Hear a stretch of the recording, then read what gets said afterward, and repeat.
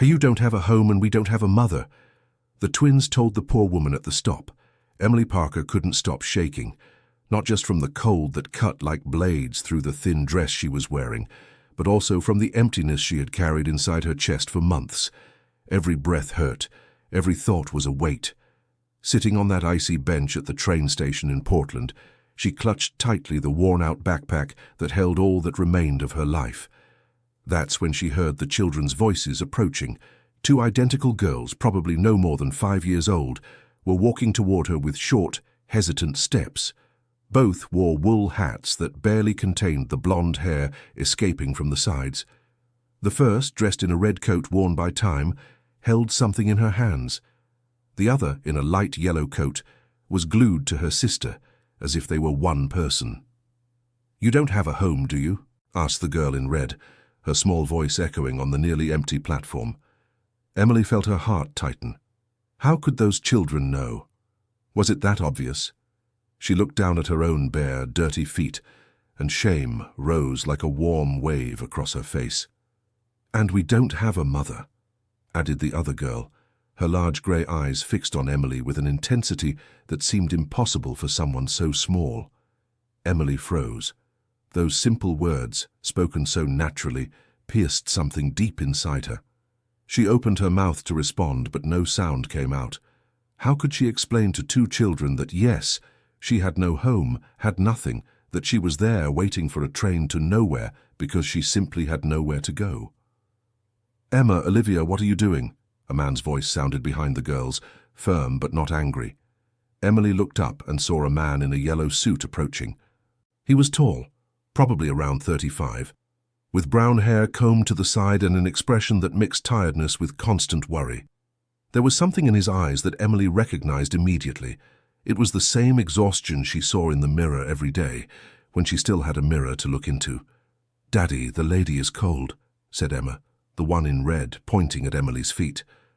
The man followed his daughter's gaze, and his expression changed. It wasn't exactly pity, but something that hurt more. It was genuine compassion. Emily felt like getting up and running away, disappearing from there before he said something that would make her completely fall apart. "Miss, are you waiting for the train?" he asked, keeping a respectful distance. Emily just nodded, unable to trust her own voice. Her hands were gripping the backpack so tightly that her fingers were white. "We brought snacks," said Olivia, the one in yellow holding out a package of cookies toward Emily. "Do you want some?" It was too much. That simple gesture, that offer made without judgment by a child who barely understood the world, broke the last barrier Emily had kept standing. Tears began to stream down her face uncontrollably. "I don't need any," she murmured, but her voice came out so weak it could barely be heard. "Please," insisted Emma, placing the package on Emily's lap. "We already ate. This is extra." Emily looked at the package of simple cookies, the cheap kind from a bakery, and something inside her gave way. How long had it been since she accepted help from anyone? How long had she been trying to survive alone, too proud to reach out even when she was starving? "Thank you," she whispered, taking the package with trembling hands. The man moved a little closer and crouched down to his daughter's height, keeping a safe distance from Emily. "My name is David," he said with a small smile. "David Miller. These two are my daughters, Emma and Olivia." "Emily," she answered, quickly wiping the tears from her face. "Emily Parker." David studied her face for a moment, not with invasive curiosity, but with the look of someone who recognizes another survivor. "Are you also waiting for the train?" Emily asked, more to break the silence than out of real interest. "Yes. I'm going to New York. I have a job interview," David explained, and there was a mix of hope and fear in his voice. "It's important. It could change a lot for us." "Daddy is going to get a new job," Emma announced with conviction. "And then he'll be able to spend more time at home with us."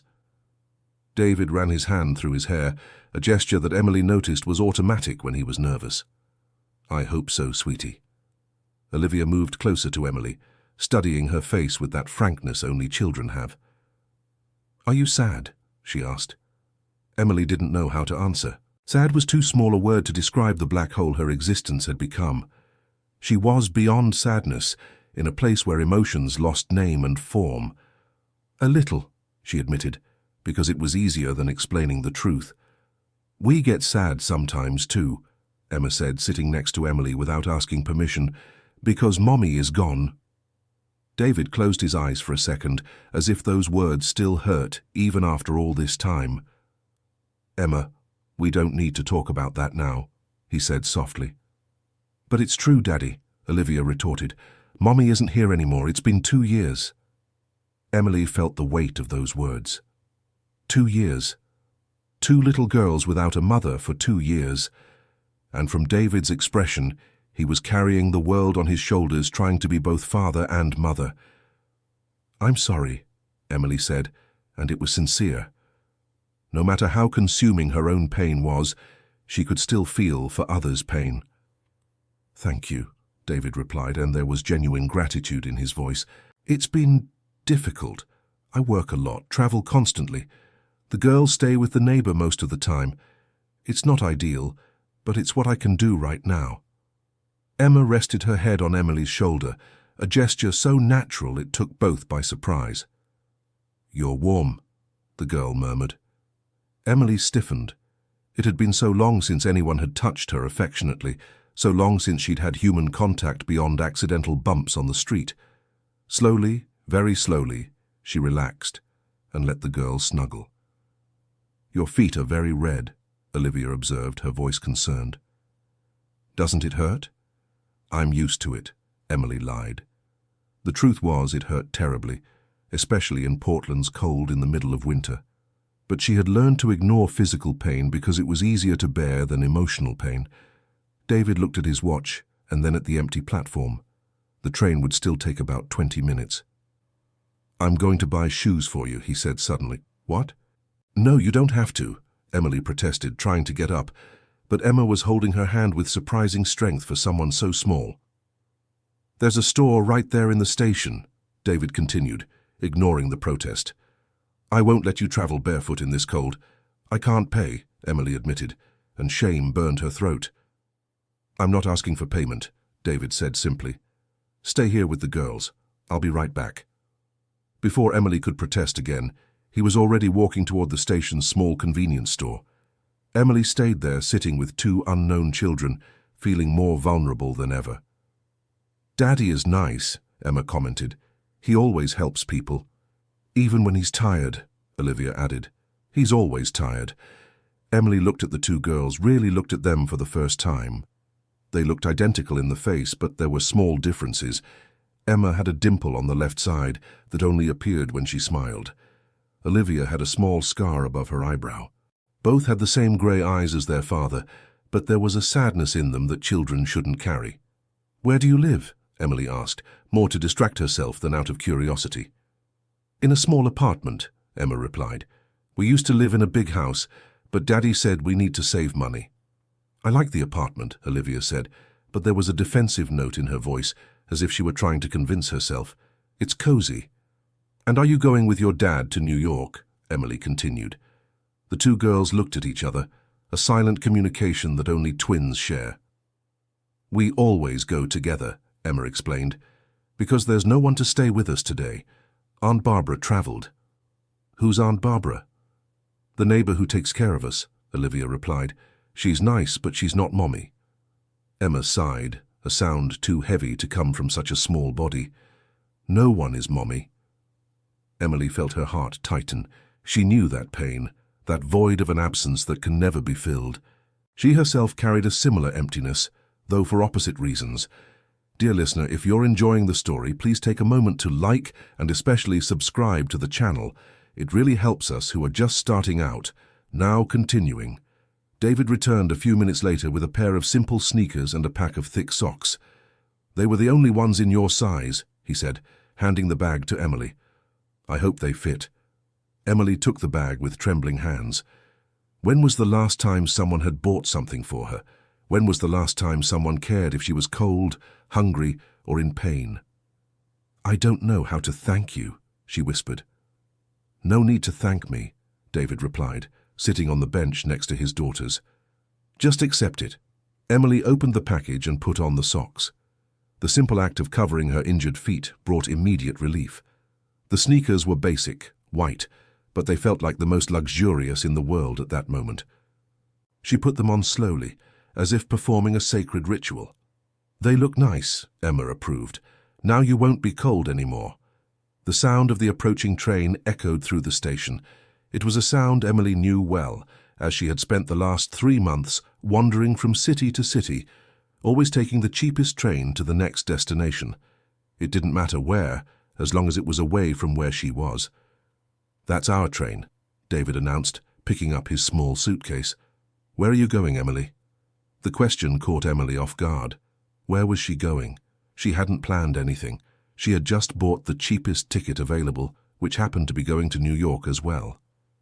New York, she lied. Or perhaps it wasn't a lie. Maybe she really was going to New York now. "What a coincidence," David said, and there was something in his voice, a note of genuine surprise. "We'll all go together then." The train stopped with a screech of brakes. The doors opened, and a handful of passengers began to board. David helped his daughters up and then extended his hand to Emily. She hesitated for a second before accepting. His touch was firm, secure, and it had been a long time since Emily had felt safe.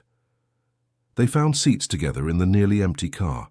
It was an old train, with hard plastic seats and windows that let the cold in through the cracks. David sat the girls by the window and stood in the aisle.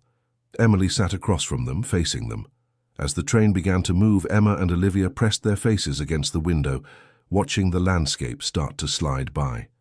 "Look, Daddy, it's starting to snow," Olivia exclaimed, pointing to the fine flakes beginning to fall. "So beautiful," Emma murmured, her breath fogging the window. Emily Parker watched the scene with a tightness in her chest. There was something painfully familiar about those two girls, something that stirred memories she tried to keep buried deep. "They're very close," David Miller commented, noticing Emily's gaze.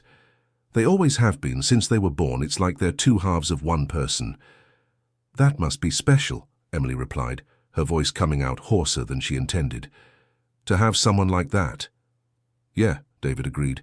"They have each other, and I hold on to that, you know, because at least they're not alone in their pain." Emily understood exactly what he meant. She was alone in her pain. Completely alone.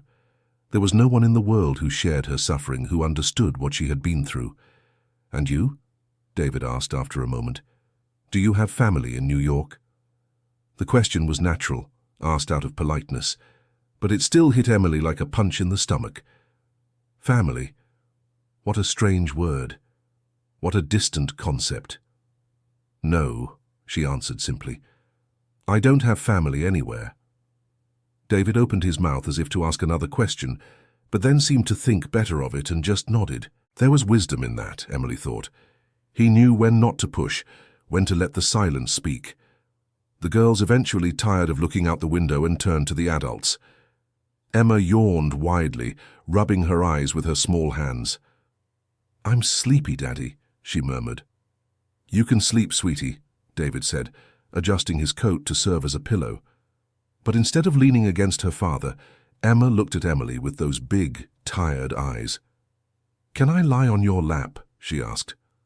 Emily froze. Every fiber of her being screamed to say no, to keep her distance, not to get attached.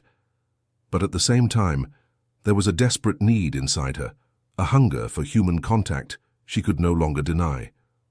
"You can," she heard her own voice say. Emma got up and crossed the narrow aisle, settling onto Emily's lap as if it were the most natural thing in the world. Her small body was warm and heavy, real in a way Emily had forgotten things could be. Without thinking much, Emily began to stroke the girl's blonde hair. It was soft and smelled like children's shampoo. Emma sighed contentedly and closed her eyes, completely relaxing. David watched the scene with an expression Emily couldn't quite decipher. There was gratitude there, but also a deep sadness, as if he were seeing something that both comforted and broke his heart. Olivia, not wanting to be left out, also crossed over to Emily's side and snuggled against her arm. Within minutes, both girls were asleep, their small bodies completely trusting the stranger they had met less than an hour ago. "They don't do this with just anyone," David said quietly, so as not to wake his daughters. They're usually shy with strangers. "Why with me, then?" Emily asked, genuinely confused. David was silent for a moment, as if choosing his words carefully. "Maybe they see something in you," he finally said. "Children have a special intuition. They sense when someone needs them as much as they need someone." The words hit Emily hard. Was it that obvious? Was her need, her loneliness, her pain so transparent that even small children could see through her? "They draw a lot," David continued, his voice still low. "All their notebooks, every piece of paper they find, are full of drawings." "It's normal for children this age," Emily commented, surprised at her own voice. It had been so long since she'd had a normal conversation with someone. "Yes, but—" David hesitated. "All the drawings have one thing in common. There's always a woman in them. A female figure next to me, and them. Sometimes she's tall, sometimes short. Sometimes she has long hair, sometimes short. But she's always there." Emily looked at the girls sleeping in her lap, their little faces relaxed in the innocence of sleep. "They're looking for a mother," she said, and it wasn't a question. "Yes," David admitted, and there was guilt in his voice. "I try to be enough. I try to be both father and mother at the same time, but I can't. I work so much I'm hardly home. When I am there, I'm too exhausted to be what they need, and I see it in their eyes every day, that search for something I simply can't give." "You're doing the best you can," Emily said, and it was true. She could see that clearly. "Sometimes our best doesn't seem like enough, but it's all we have." David looked at her with a new intensity, as if he were really seeing her for the first time. "You speak like someone who's been through this," he observed. Emily felt the weight of all her memories trying to surface. She pushed them back down, as she always did, as she had become an expert at doing. "We've all been through something," she replied vaguely. The train continued on its way through the increasingly snow-covered landscape. Emily watched through the window, but her mind was elsewhere, in another time. She thought of the daughter she had lost, the child who grew up without her, without even knowing she existed. "Can I ask you something?" David broke the silence again. "You can. Why are you traveling without a destination? Because that's what you're doing, isn't it? You're not really going to New York, you're just going." Emily was surprised by his perception. That was it. She was running away, always running away, without ever having a place to arrive. "How do you know?" she asked. "I recognize the look," David replied. "It's the same one I see in the mirror every morning, the look of someone who's trying to run from something impossible to leave behind." "And what are you running from?" Emily returned the question. David looked at his sleeping daughters, and his face twisted in pain. "From guilt," he admitted. "From knowing I was traveling for work when she got sick. From not being there in her final moments. From prioritizing a stupid meeting over being with the woman I loved. I run from it every day, but it's always there, waiting for me." Emily understood. Guilt was something she knew intimately. "And you?" David asked. "What are you running from?" Emily looked at the girls in her lap, felt their warm, comforting weight, and something inside her gave way. Maybe it was the exhaustion. Maybe it was the unexpected kindness this man and his daughters had shown. Maybe it was just the fact that she was so tired of carrying everything alone. "From myself," she whispered. "I'm running from the person I was, from the choices I made, from the life I destroyed with my own hands." David said nothing, just listened. And there was something liberating in that, in being heard without judgment, without interruptions, without unsolicited advice. "I had a daughter," Emily continued, the words coming out before she could stop them. "A beautiful girl. She had brown hair and green eyes that sparkled when she laughed, and I lost her, not because she passed away, but because I wasn't strong enough to keep her with me." Tears began to fall silently down Emily's face, but she didn't wipe them away. She let them fall, each one carrying a piece of the pain she had held for so long. "I shouldn't be around children," she said, her voice breaking. "I don't deserve it." "Look at them," David said softly, pointing to the girls. "Look how peacefully they're sleeping in your lap. Children know, they sense when someone is safe, when someone is good, and they trust you." "They don't know me," Emily protested weakly. Knowing isn't about time, David countered. It's about recognition. They recognize something in you that you can't see yourself. The train stopped at a small intermediate station. Some passengers got off, others boarded.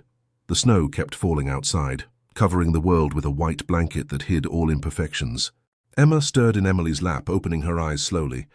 "Are we there yet?" she asked, still sleepy. "Not yet, sweetheart," David replied. "A little while longer." Emma looked up at Emily's face and smiled with that innocent trust only children have. "You're soft," she said. "Just like I imagined a mommy would be." Emily felt as if she'd been punched straight in the heart. She hugged the girl a little tighter, allowing herself to feel that moment, that connection, even knowing it was temporary, even knowing the train would eventually reach its final destination and they would go their separate ways. But in that moment, with two girls sleeping against her and an understanding father sitting across from her, Emily allowed herself to imagine what it would be like to have a family again, what it would be like to be needed, to be important, to be loved. Olivia woke up too, rubbing her eyes and yawning. "I'm hungry," she announced. "Let's wait until we get to New York," David said. "We'll eat something there before the interview." "Where will the interview be?" Emily asked, trying to steer the conversation to something less painful. "At a technology company," David explained. "It's a project manager position. The salary is good, better than what I make now, and most importantly, it's a local job. No traveling. I could be home every night with the girls." "That would be wonderful, Daddy," Emma said, now fully awake. "We could have dinner together every day." "And you could help with my homework," Olivia added. "Aunt Barbara doesn't know how to do the math problems." David laughed, a tired but genuine sound. "Math I can do," he assured. "What about you?" Emma asked Emily. "Do you know math?" "I do," Emily replied. "I used to be a teacher, for children your age, actually." "Used to be." David caught the past tense. "Not anymore?" Emily looked at her hands, at the new shoes on her feet, at everything except his eyes. "Not anymore," she confirmed. "It's been a while." "Why?" Olivia asked with children's natural curiosity. "Didn't you like it?" "I loved it," Emily admitted, and the nostalgia was painful. "It was the best part of my life. Seeing children learn, grow, develop. It was magical." "Then why did you stop?" Emma insisted. "Emma, that's not polite," David gently scolded. "We shouldn't ask personal questions like that." "It's okay," Emily said, surprising herself. "I stopped because I lost everything. My job, my home, my family. Everything fell apart at once, and I couldn't hold on." "Because of your daughter?" Olivia asked, her eyebrows furrowed in concentration. Emily nodded slowly. "Because of my daughter." "Where is she now?" Emma asked. "With her father," Emily replied, and every word was a blade. "Where she should be. Where she's safe and happy, away from me." David made a gesture for his daughters to stop asking, but Emily shook her head. Somehow talking about it, finally putting it into words, was liberating in a way she hadn't expected. "How old is she?" Olivia asked, ignoring her father's look. 8 now, Emily calculated. "I haven't seen her in 3 years." 3 years is a long time, Emma observed seriously. "You must miss them a lot." "I do," Emily Parker admitted, her voice breaking. "Every day, with every breath." The girls looked at each other with that silent communication again, and then Olivia said, "You can pretend we're your daughters just for today, that way you won't miss them as much." The innocent suggestion pierced something deep within Emily. She looked at David, expecting to see discomfort or resistance, but instead saw only understanding and a kindness that made her eyes burn. "If you want," he said softly. "I don't see a problem with that." Emily didn't trust her own voice to respond. She just hugged the two girls a little tighter, allowing herself for the first time in years to feel something beyond pain and guilt. The rest of the trip passed in a blur. Emily and the girls talked about simple things, their favorite colors, cartoons, preferred foods. David watched the interaction with a gentle expression, sometimes contributing to the conversation, but mostly letting the three build their own dynamic. When the train finally arrived at the New York station, Emily felt a tightness in her chest. It was the end. They would each go their separate ways, and she would go back to being just another lost person in a big, indifferent city. "Daddy, can't we eat first?" Emma asked as they got off the train. "I'm really hungry." David checked his watch, calculating mentally. "I have an hour until the interview," he said. "I think we have time to grab something quick." He looked at Emily, who was about to say goodbye and disappear into the crowd. "Do you want to come with us?" he asked. "Just to grab a bite, my treat. You don't have to be anywhere right now, do you?" Emily should have said no. She should have thanked him for the kindness and gone on her way. But when she looked at the two girls holding her hands, when she saw the hope in their little eyes, she couldn't. "All right," she said, "just to grab a bite." They found a small diner near the station. It was a simple place with formica tables and plastic chairs, but it was warm and smelled of fresh coffee and grilled sandwiches. David ordered sandwiches for everyone and hot chocolate for the girls. Emily tried to refuse, saying she wasn't hungry, but Emma insisted so much that she ended up accepting. As they ate, David grew increasingly nervous. He checked his watch every few minutes, adjusted his tie, ran his hand through his hair. "You'll do great," Emily heard herself saying. "Any company would be lucky to have you." "Thank you," David said, but the nervousness didn't fade. "It's just, this interview really matters, you know? It's not just about the money. It's about being present, about being able to be the father they deserve." "You already are the father they deserve," Emily said with conviction. "Look at them. See how happy they are, how much they trust you. You're doing an amazing job." David looked at his daughters, who were busy making mustaches with hot chocolate foam, and his eyes shone. "Sometimes it doesn't feel like enough." "It never does," Emily agreed. "But it is." When it was time for David to go to the interview, a problem arose. The diner didn't allow unaccompanied children, and he couldn't take them to a job interview.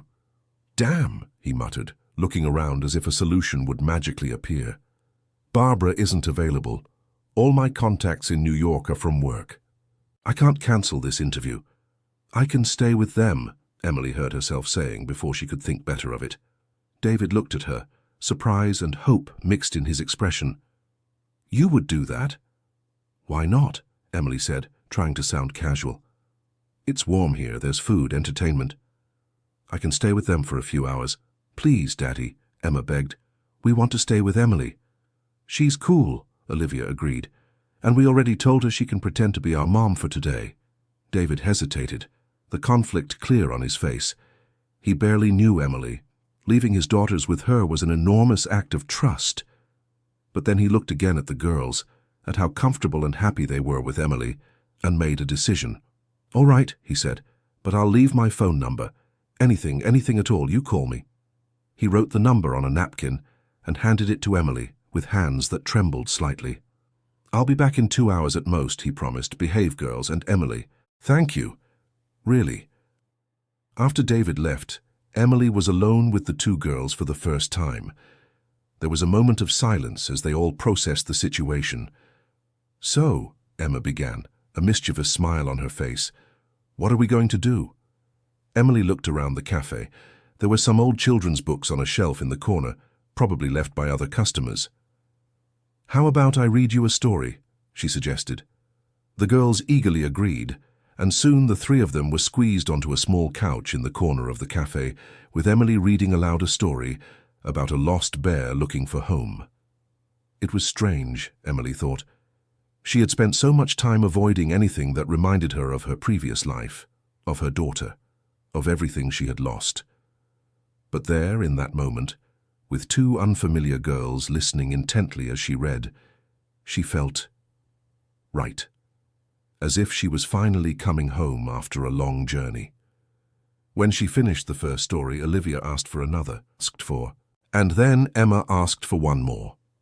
Emily read until her throat was dry, and still continued, because seeing the joy on their little faces was like a balm to her wounded soul. "You're a really good reader," Emma commented. "You do different voices for each character and everything." It was part of my job, Emily explained. As a teacher, I read to the children every day. Why aren't you a teacher anymore? Olivia asked, having asked this question before, but clearly wanting a more complete answer. Emily closed the book and looked at the two girls. They deserved honesty, she decided, within what was appropriate for 5-year-olds, of course. You know when things get really hard? She began. When you're so sad that it feels like you can't do anything anymore. The girls nodded, their little eyes serious. That's how it was for me after I lost my daughter, Emily continued. I was so sad that I couldn't work anymore, couldn't do normal everyday things, and little by little I lost everything. But are you better now? Emma asked with concern. Emily thought about the question. Was she better? She still had no home, still had no job, still carried the pain of everything she had lost. But in that moment, sitting with these two girls, feeling needed and useful for the first time in years, maybe she was a little better. I'm trying, she answered honestly. Each day is a small step forward. Daddy says that too, Olivia shared, that each day is a small step. After Mommy left, he said we need to take one step at a time. Dear listener, if you're enjoying the story, please take a moment to like and especially subscribe to the channel. It really helps us who are just starting out. Now continuing. Your dad is very wise, Emily said. After a while, the girls grew restless. Emily suggested they draw, and the cafe employee, a friendly lady about 60 years old, brought some colored pencils and paper. Emily watched as the girls drew, their tongues poking out the corners of their mouths in concentration. She noticed that, as David had mentioned, both were drawing families, a dad, 2 girls, and always a woman beside them. Who's this? Emily asked, pointing to the female figure in Emma's drawing. It's the new mommy, Emma replied naturally, the one we haven't met yet. The mommy the universe will send us, Olivia added without looking up from her paper. Emily felt her heart tighten. These girls had so much hope, so much faith that something good was still going to happen. She envied that. She couldn't remember the last time she'd felt hopeful about anything. And what do you think she'll be like? Emily asked, genuinely curious. Both girls paused and looked at each other, having one of those silent twin conversations again. Cool, Emma finally said, and that she likes reading stories. And that she makes pancakes, Olivia added. The old mommy used to make pancakes every Sunday. And that she stays when things get hard, Emma continued, her voice growing more serious. That she doesn't leave like mommy did. Emily had to swallow the lump in her throat. Children shouldn't have to think about such things. They shouldn't have to specify that they wanted someone who would stay. I'm sure when she arrives she'll be all that and more, Emily said softly. Do you think it'll be soon? Olivia asked hopefully. The universe has its own timing, Emily replied, repeating something her own mother used to say. But it usually sends the right people at the right time. Like you, Emma said suddenly. The universe sent you to the station today. Emily didn't know what to say to that. Had the universe sent her, or was it just coincidence, a random crossing of paths of desperate people searching for something? The 2 hours passed faster than Emily expected. She was so absorbed in caring for the girls, talking with them, listening to their stories and dreams, that she almost forgot it was temporary. When David returned, his face was hard to read. He entered the diner, and the girls ran to hug him. Daddy, Daddy, how did it go? Emma asked anxiously. David looked at Emily over his daughters' heads, and she saw the defeat in his eyes before he even spoke. It didn't go well, he admitted, his voice heavy. They said they'd let me know, but I could tell. I wasn't what they were looking for. Emily saw the weight settle on his shoulders, saw how he tried not to let his daughters notice how devastated he was. She stood up and walked over to him. I'm sorry, she said sincerely. It's okay, David lied, forcing a smile for his daughters. Other opportunities will come up. Of course they will, Emily agreed, but she could see he wasn't convinced. They left the diner, and it became clear it was time to say goodbye. David picked up his suitcase, the girls held his hands, and they all stood on that noisy New York street corner, nobody wanting to take the first step to part ways. Well, David began, his voice hoarse, I don't know how to thank you for everything you did today. No need to thank me, Emily said, her words echoing what he'd told her on the train. It was a pleasure spending time with them. Emma and Olivia let go of their father's hand and hugged Emily tightly. She crouched down to their level, hugging them back. Will you be okay? Emma asked, her eyebrows furrowed with worry. I will, Emily lied. She wasn't going to be okay. She didn't know where to go, what to do, but she couldn't put that on two small children. Promise? Olivia insisted. I promise, Emily said, and prayed it wouldn't be a lie. David cleared his throat, and Emily noticed he was wrestling with some internal decision. Look, he began, the words tumbling out in a rush. I know this is going to sound strange and you might find it completely inappropriate, but do you have a place to stay? In New York? Emily could have lied. She should have lied. But something in his expression, something in how the girls were still holding on to her, made her tell the truth. No, she admitted. I don't. David ran a hand over his face, clearly wrestling with conflicting thoughts. I have an apartment here, he said slowly. It's small, tiny actually, 2 bedrooms. It's in a not-so-great neighborhood, but it's a roof, and I know this is going to sound crazy, but after today, after seeing you with the girls, seeing how they connected with you, he stopped, taking a deep breath before continuing. I still need to work. I still need to travel.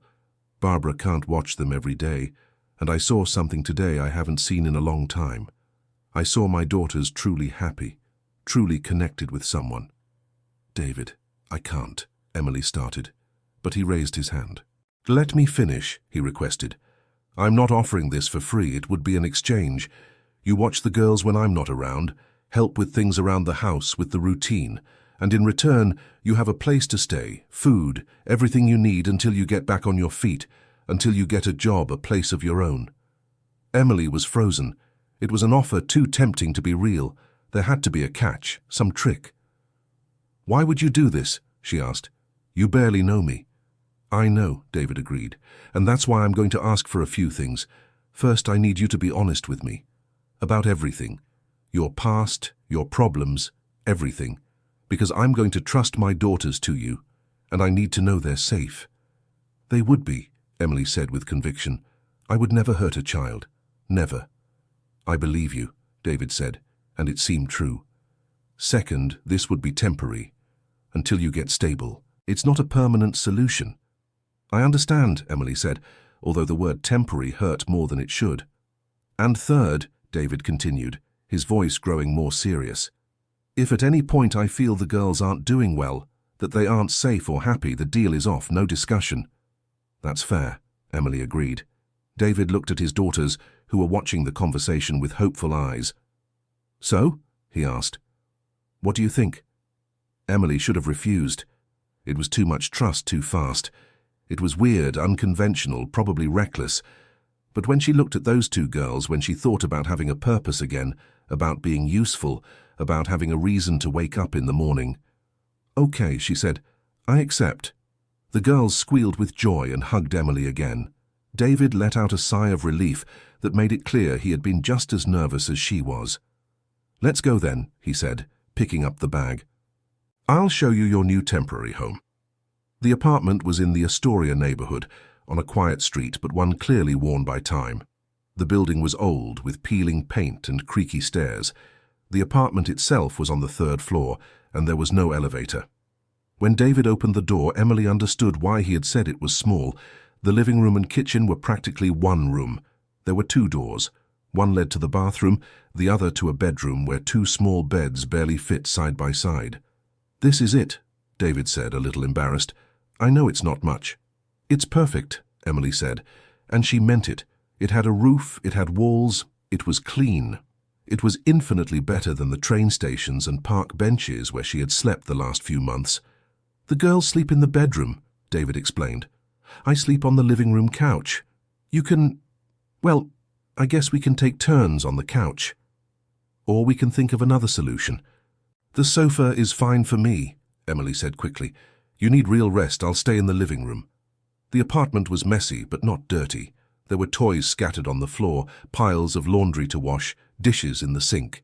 It was the clutter of a lived-in home, of a family trying to survive. "I'm sorry for the mess," David said. "I didn't have time to tidy up before traveling."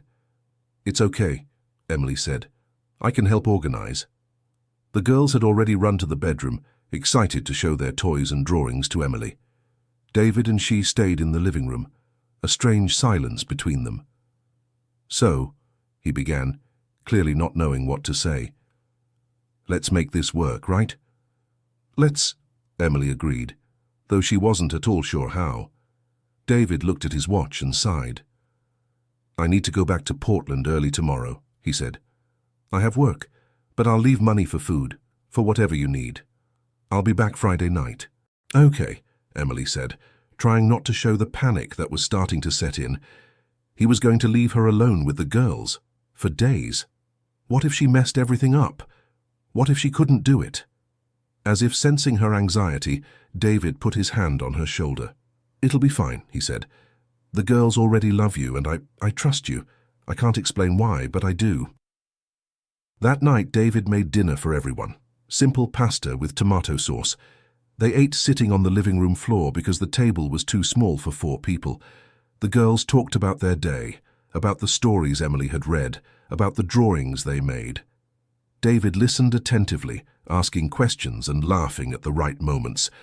Emily watched the family dynamic, trying to understand where she would fit in there.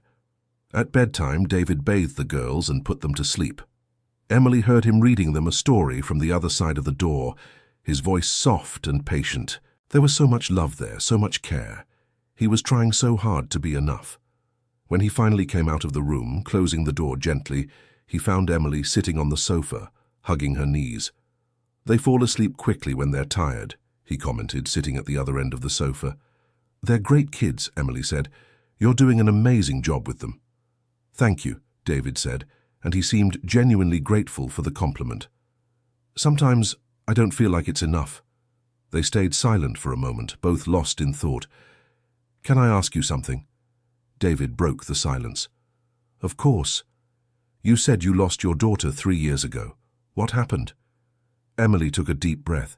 She had promised honesty, and if she was really going to make this work, he deserved to know the truth. "I was 20 when she was born," Emily began. "I was in a bad situation. Her father he wasn't a good person. He was manipulative, controlling. But I was young and thought that was love." David listened quietly without interrupting. "When my daughter was born, things got worse," Emily continued, the words coming out easier than she expected. "He started isolating me, making me doubt everything. Myself, my ability to be a mother. And I believed it. I believed I was incompetent, unstable, not good enough." "You were being abused," David said gently. "Psychologically." "Yes," Emily confirmed. "But it took me years to understand that. At the time, I just knew I was losing my grip on reality. I started having panic attacks, severe depression. I was hospitalized for a while." She stopped, expecting to see judgment in his eyes. But she only saw compassion. "And when you got out?" he asked. "When I got out, he had already used my hospitalization against me. He got full custody of my daughter, claimed I was dangerous, unstable. The judge believed him. And suddenly I couldn't see my baby anymore. I couldn't even get close." The tears started falling again, but Emily didn't wipe them away. "I tried to fight," she continued. "I tried to get a lawyer. I tried to prove I was doing better. But he had money, connections, and I had nothing. Each failed attempt broke me a little more, until eventually I just gave up. I lost my job because I couldn't function anymore. I lost my apartment. I lost everything." "And you never saw her again?" David asked, his voice heavy with emotion. "No," Emily whispered. "He moved to another city. I don't know where she is. If she's happy, if she remembers me, if he tells her about me, or pretends I never existed." David approached, and to Emily's surprise, hugged her. It wasn't a romantic hug, but a brotherly one, from someone who understood the pain because he carried his own. "I'm sorry," he said. "No one deserves to go through that." They stayed like that for a moment before David pulled away. "Thank you for telling me," he said. "I know it wasn't easy." "You deserve to know," Emily replied, "especially if you're going to trust your daughters to me." "I trust you," David reaffirmed. "The circumstances broke you, not who you are deep down. And who you are deep down is someone who loves children, who takes care of them, who would do anything to protect them." Emily wanted to believe that. She wanted to believe there was still goodness inside her, that she wasn't hopelessly broken. "I'll get some blankets for you," David said, standing up, "and I'll leave you my number plus a few emergency contacts. Barbara lives in the apartment next door if you need anything and can't reach me." He returned with a pillow and a thick blanket and helped Emily make an improvised bed on the sofa. "Tomorrow I'll show you where everything is," he said. "The girls' school, the market, everything.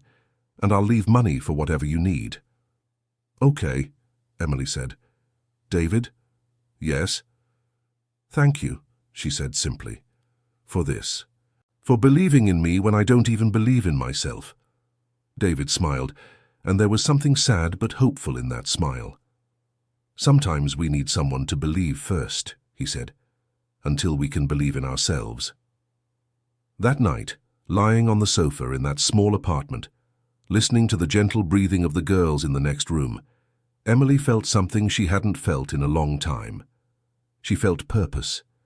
She had a reason to wake up the next day. She had someone who needed her. And maybe, just maybe, that was the first step on the long journey of getting back on her feet.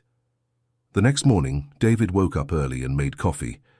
The smell woke Emily, who for a moment was disoriented, not remembering where she was. Then it all came back. The station, the train, the girls, the arrangement. "Good morning," David said when she entered the kitchen. "Coffee?" "Please," Emily replied, still processing the reality of the situation. They drank coffee in silence while the girls still slept. David made a list of important things. School schedules, food allergies, none thankfully. Emergency numbers, where the nearest health center was. "The school is 3 blocks from here," he explained. "I take them in the morning at 7:30. They get out at 5 in the afternoon. Normally Barbara picks them up, but now you can do that." "Okay," Emily said, memorizing every piece of information. "And here," he placed an envelope on the table. "It's money for food, for whatever you need. It's not much, but it should last the week." Emily opened the envelope and was surprised by the amount. It wasn't a fortune, but it was more than she had seen in months. "It's too much," she protested. "It's necessary," David corrected. "And Emily, please use it for yourself too. Buy clothes if you need, anything personal. Okay?" Emily nodded, too moved to speak. The girls woke up shortly after, and the apartment filled with life and noise. David helped them get dressed and have breakfast. Then the 4 of them headed out so he could show Emily the way to school. It was a cold morning, but the sun was shining. The girls skipped between them, holding both adults' hands. To anyone watching from the outside, they looked like a normal family on their way to school. The school was small and colorful, with a playground full of toys. David introduced Emily to the principal as the girls' new caregiver, and everything was surprisingly simple. No one asked difficult questions, no one questioned the arrangement. After dropping off the girls, David took Emily to the market and showed her where to buy the basics. Then it was time for him to leave. At the building's entrance, he hesitated. "Are you sure you'll be okay?" he asked. "Yes," Emily replied, realizing she was being honest. "I'll take care of them, as if they were my own." "I know," David said. "That's why I'm able to do this, because I saw yesterday how you are with them.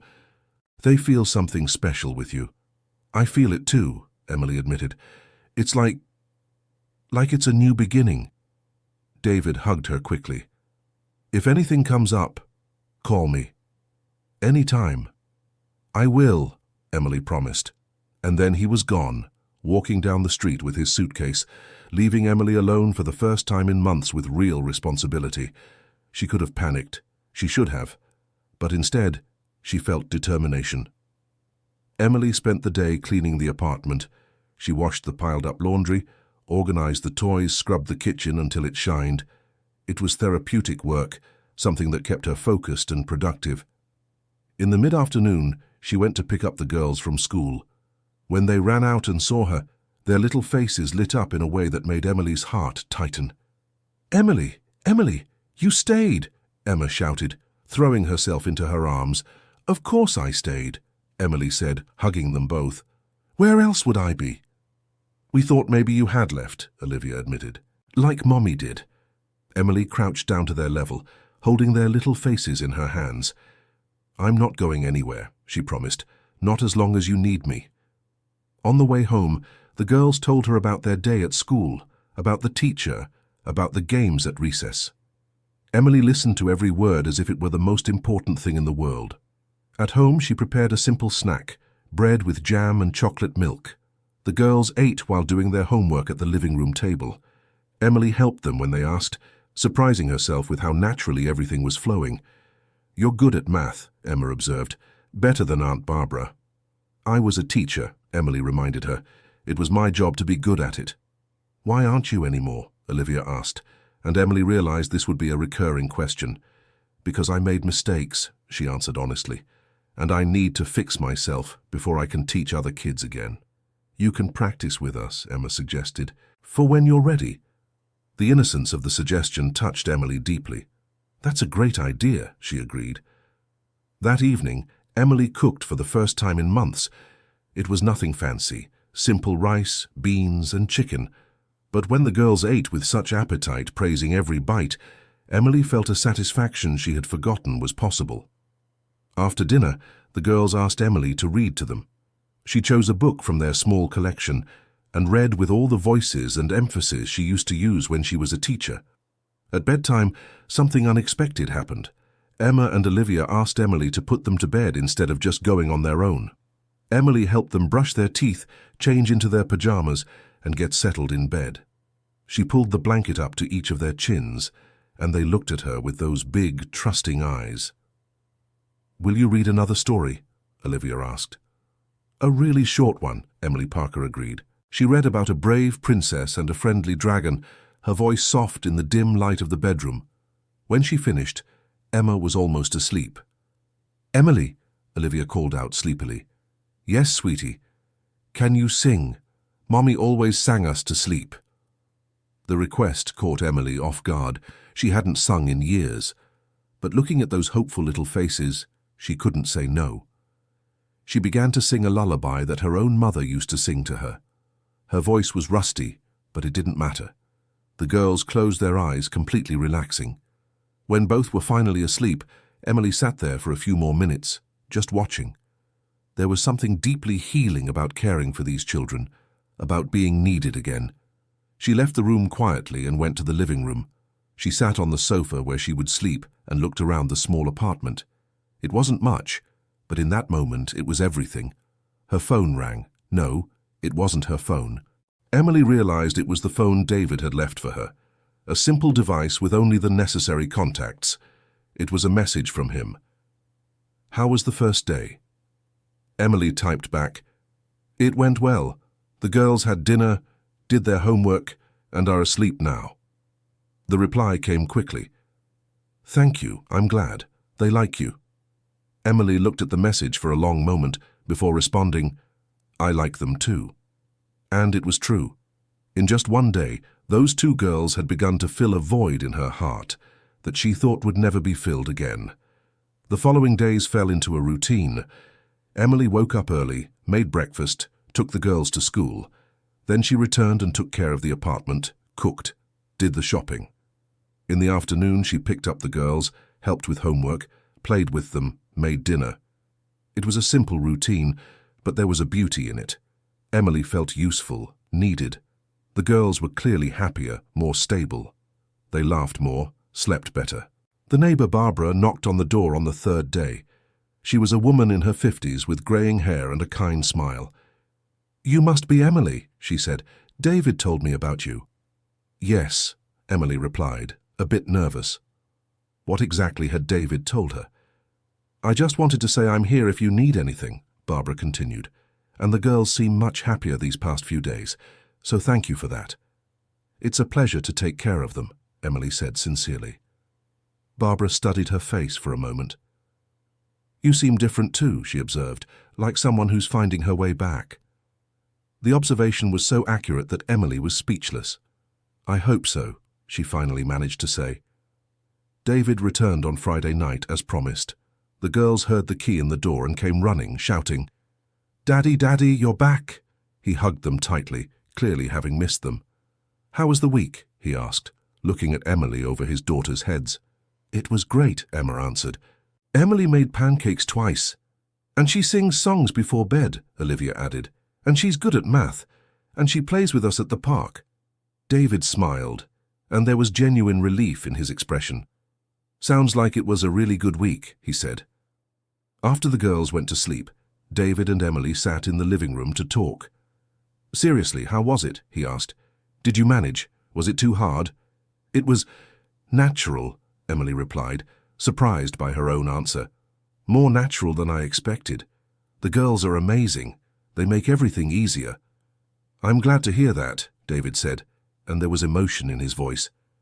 "Because when I was in Portland, working, for the first time in 2 years, I wasn't constantly worried. Because I knew they were okay, that they were happy, with you." "I treated them as if they were my own," Emily admitted. "I hope that's all right." "It's more than all right," David assured. "It's exactly what they needed." Dear listener, if you're enjoying the story, please take a moment to like and especially subscribe to the channel. It really helps us who are just starting out. Now, continuing. They continued talking about the week, about the small moments, about how the girls were responding. David talked about work, about how he was still looking for other opportunities. Emily spoke about her walks with the girls, about the conversations they had, about how they made her laugh. It was comforting, Emily thought, having someone to share these things with. It wasn't romantic, it was more like partnership, like two survivors building something together. The weekend passed quickly. David spent Saturday with the girls, taking them to the park, to the movies, things he normally didn't have time to do. Emily offered to give them space, but they insisted she come along. At the park, while the girls played on the swings, David turned to Emily. "Have you ever thought about going back to teaching?" he asked. The question took Emily by surprise. "I don't know if I can," she admitted. "After everything that happened." "But you clearly have the gift," David insisted. "I see how you are with the girls, how naturally you explain things, how you make learning fun." "It would take a lot of things," Emily said. "Updating my documents, getting references, proving that I'm stable now." "That can all be done," David said. "With time." Emily considered it. Would it be possible? Could she really rebuild her life to the point of being a teacher again? "Maybe," she said cautiously. "One day." "Think about it," David encouraged, "because I really think you'd be amazing." That night, lying on the couch again, Emily thought about the conversation, going back to teaching. It was a dream she had buried so deeply, she didn't even allow herself to think about it. But now, with a small spark of hope lit, she wondered, what if it were possible? The weeks turned into months. The routine continued. David traveled during the week. Emily took care of the girls. Weekends were spent together, sometimes doing simple things like watching movies at home, sometimes going out to explore the city. Emily began to transform, not overnight, but gradually. She gained a little weight, which was good because she had been too thin. Her hair, which had been unkempt, was cut by Barbara one Saturday afternoon. She began to smile more, to have hope again. The girls changed too. They had nightmares less often. They made more friends at school. Their drawings, still full of familiar figures, now had brighter, happier colors. It was during a parent-teacher conference, 3 months after Emily had entered their lives, that something important happened. The girls' teacher, a woman in her 60s named Mrs. Wilson, praised their exceptional progress. "I don't know what changed at home," when she said to David and Emily, "but Emma and Olivia are completely different. More focused, happier, more engaged. It's a remarkable transformation."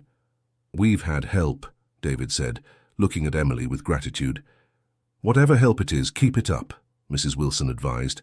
"I've rarely seen children respond so positively to changes in their lives." Leaving the conference, the girls ran ahead to look at the artwork hanging in the hallway.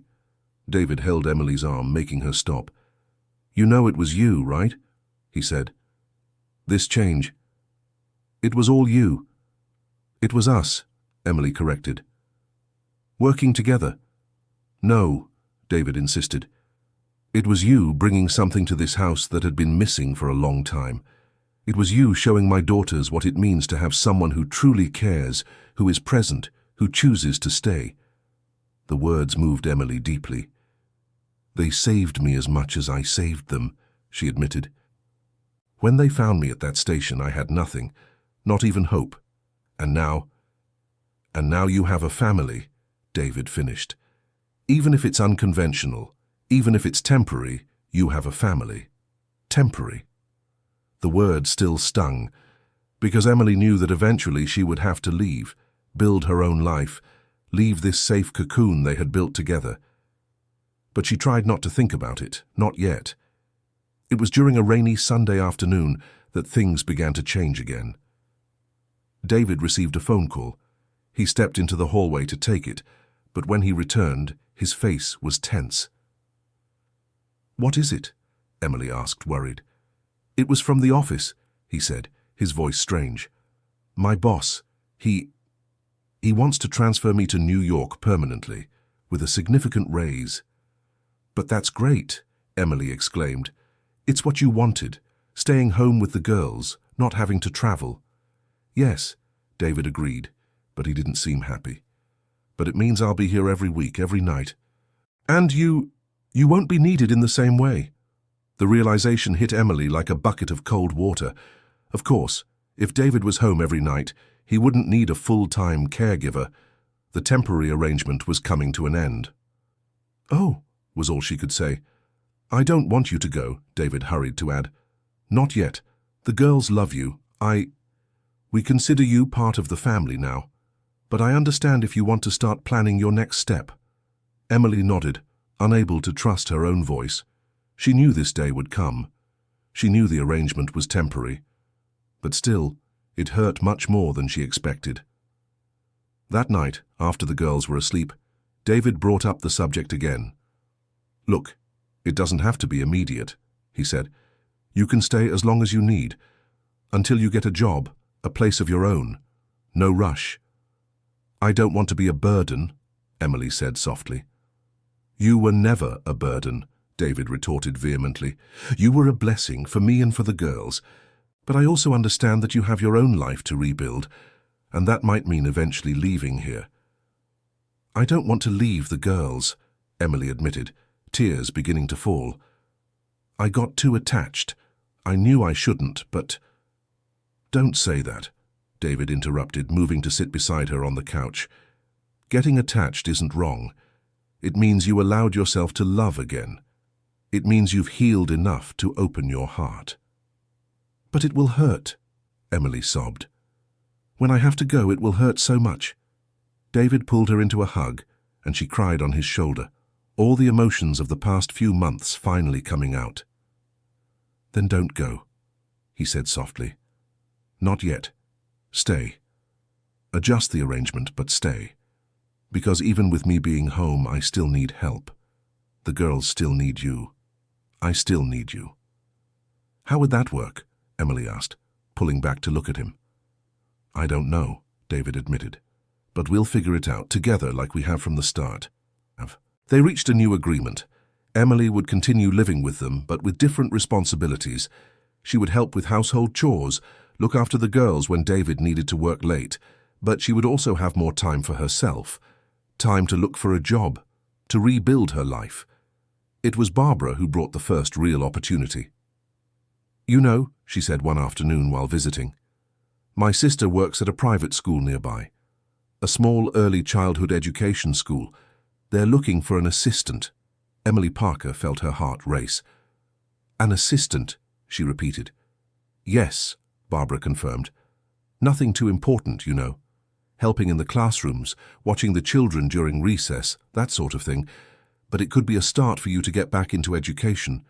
I don't know if I'm ready," Emily said hesitantly. "Of course you are," Barbara insisted. "I see how you are with Emma and Olivia. You were born for this." Emily spent the next few days thinking about the opportunity. She wanted it. She desperately wanted to return to doing what she loved. But fear was paralyzing. What if she wasn't good at it anymore? What if her past came to light? What if people judged? It was Emma who inadvertently encouraged her. "Emily," she asked one evening during dinner, "do you still want to be a teacher again?" "I don't know," Emily answered honestly. "Why?" "Because you'd be the best teacher," Emma said with conviction. "You make things fun, and you're patient, and you really listen when children talk." "Emma's right," Olivia agreed. "All children deserve to have a teacher like you." David Miller looked at Emily across the table, an encouraging smile on his face. "Barbara mentioned an opening," he said. "You should try. The worst they can say is no." "What if they say no?" Emily asked, her fear transparent. "Then we try another school," David said simply, and another, until someone says yes. With the support of her makeshift family, Emily finally gathered her courage. She updated her resume with David's help, who had experience with these things. She got a recommendation letter from the girls' school principal, who was more than happy to write it after seeing Emma and Olivia's progress. And then, with trembling hands and a racing heart, Emily went to the interview. The school principal, Mrs. Thompson, was a woman in her 60s with white hair and kind eyes. She read Emily's resume carefully, asked questions about her experience, about her teaching methods. "I see you have a 3-year gap in your employment history," she observed. "Can you tell me about that?" Emily took a deep breath. Honesty, she thought. It was all she could offer. "I went through a very difficult period," she admitted. "I lost custody of my daughter, developed mental health issues, lost my job and my home. I spent the last 3 years trying to survive, trying to rebuild." Mrs. Thompson showed no judgment, only listened. "And now?" she asked. "How are you now?" "Better," Emily said, and it was true. "Much better. I have a family that supports me. I have purpose again, and I'm ready to return to doing what I love." "Why do you love teaching?" Mrs. Thompson asked. The question made Emily stop and think. Why did she love teaching? "Because children are pure possibility," she finally answered. "They haven't been broken by the world yet. They still believe in magic, in kindness, in happy endings. And to be part of that, to help them grow and learn while keeping that magic alive, there's nothing more important than that." Mrs. Thompson smiled. "You clearly have passion," she said. "And the recommendation letter I received is brilliant. The principal of the girls' school you care for said you completely transformed their lives." "They transformed mine," Emily said sincerely. "I'll be honest with you, Emily," Mrs. Thompson continued. "Your story worries me a little. Not because I judge, but because working with children requires constant emotional stability. Are you confident you can handle that?" "Yes," Emily answered without hesitation, "because I now know what it's like to be at rock bottom. I know what it's like to have nothing, not even hope, and I know how precious it is to have something to fight for.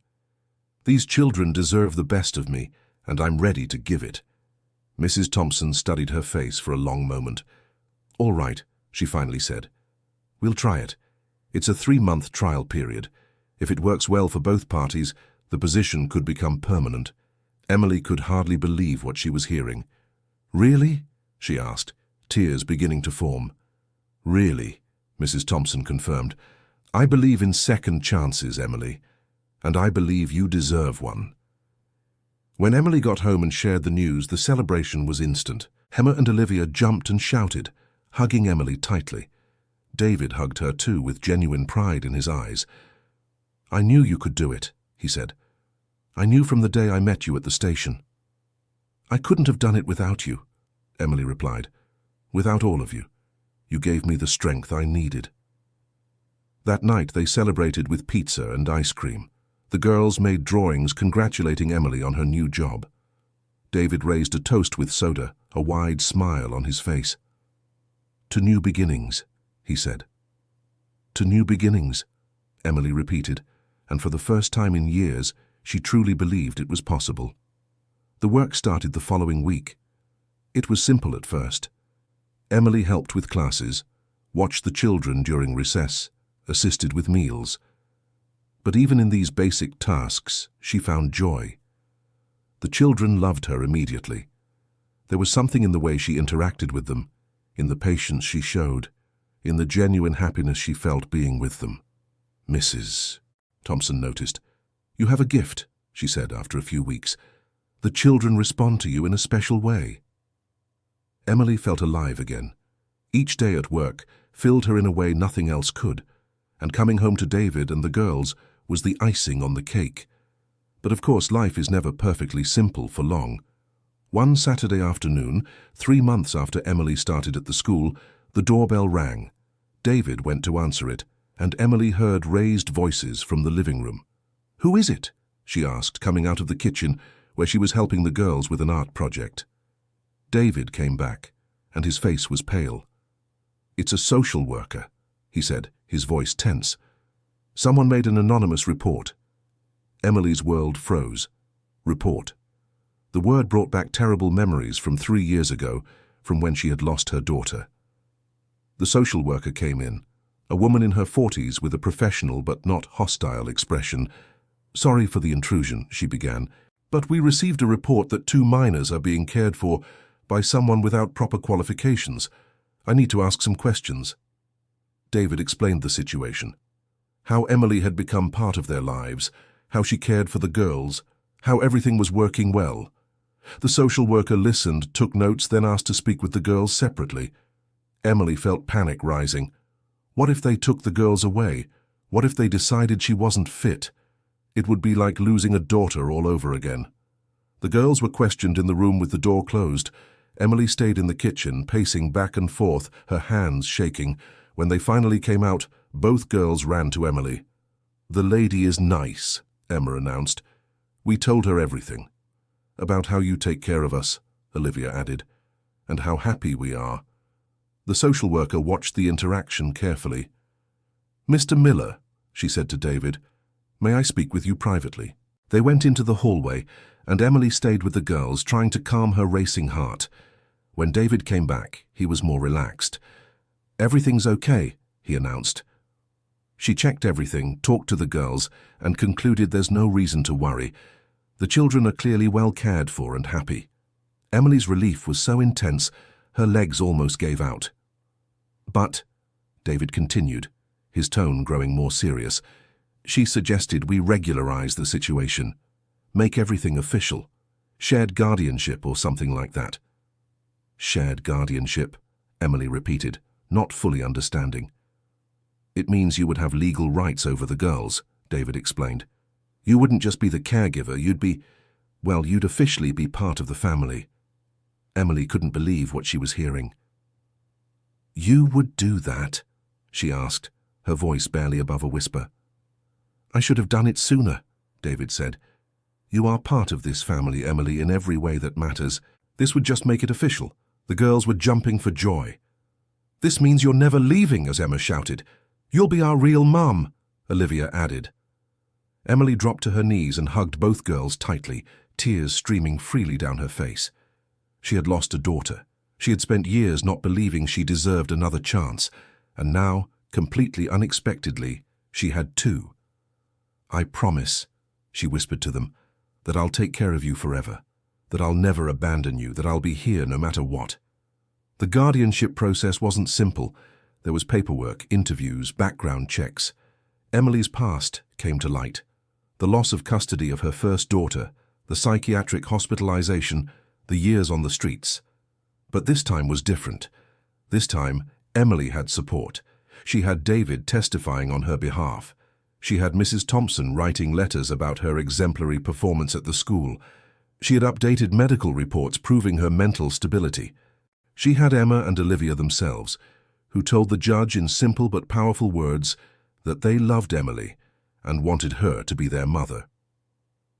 And there was also something unexpected.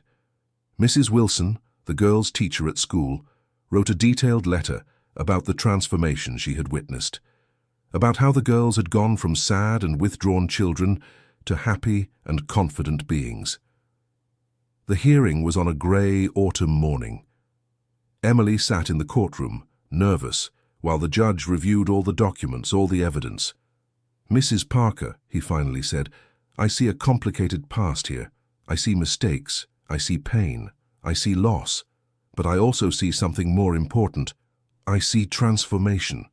I see a woman who hit rock bottom and managed to climb back up, and I see two children who, by all indications, love this woman as their mother." Emily held her breath. "Therefore," the judge continued, "I am approving the shared guardianship." "Mrs. Parker, you now have legal rights over Emma and Olivia Miller. Congratulations." Emily's world exploded with joy. The girls rushed to hug her, shouting and crying at the same time. David hugged them all together, forming a finally complete family circle. Leaving the courthouse, Emily looked at the grey sky and felt she had never seen a more beautiful day. She had lost everything. She had hit rock bottom. But somehow miraculously, she had found her way back not just to the surface, but to something even better than she had before. "I'm hungry," Emma announced, ever practical. "Let's celebrate," David suggested. "Dinner out. What do you think?" "Can we go to that place with the ice cream?" Olivia asked hopefully. "Of course," Emily said, her voice full of emotion.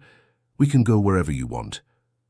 As they walked down the street, the girls between the adults, each holding one of their hands, Emily had a profound realization.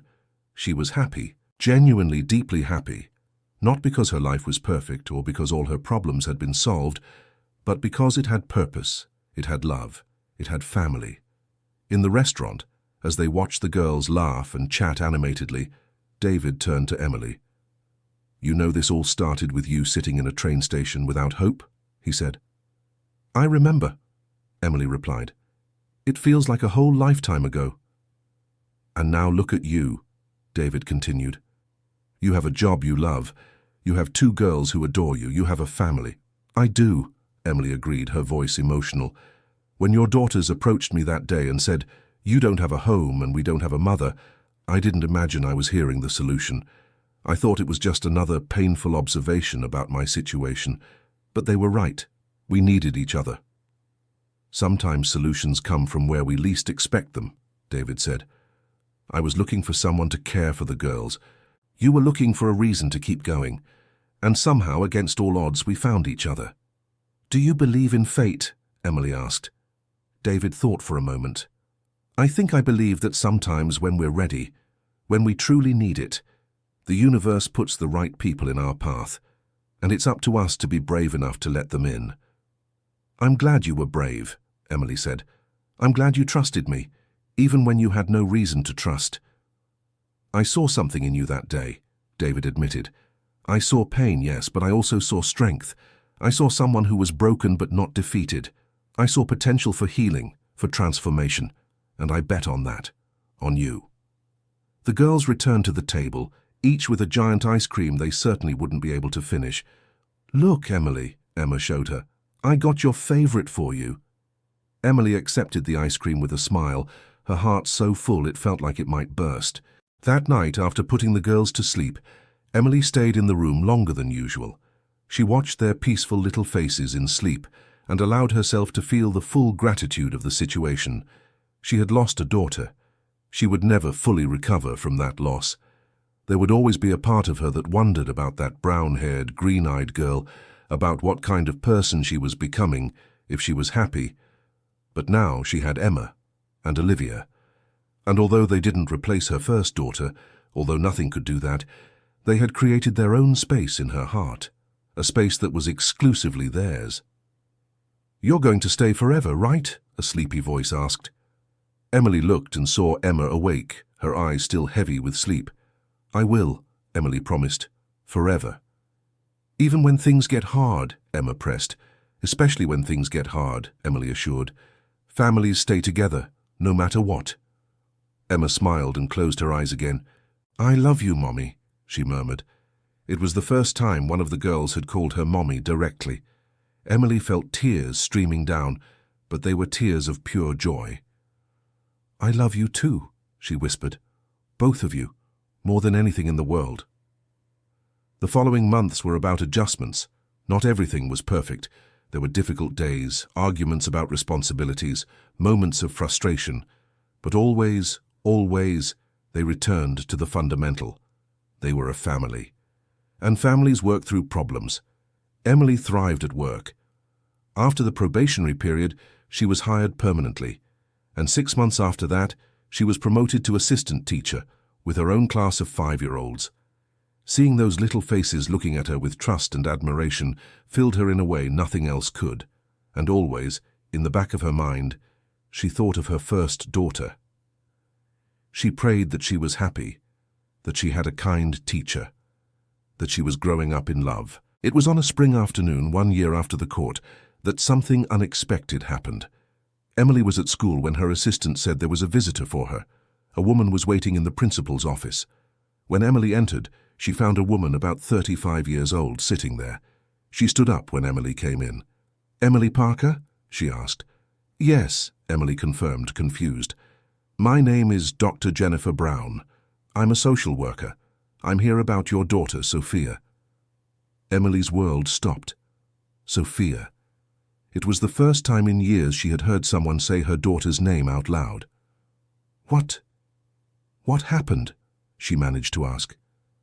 "Is she okay?" "She's physically fine," Dr. Brown said. "But there's a complicated situation.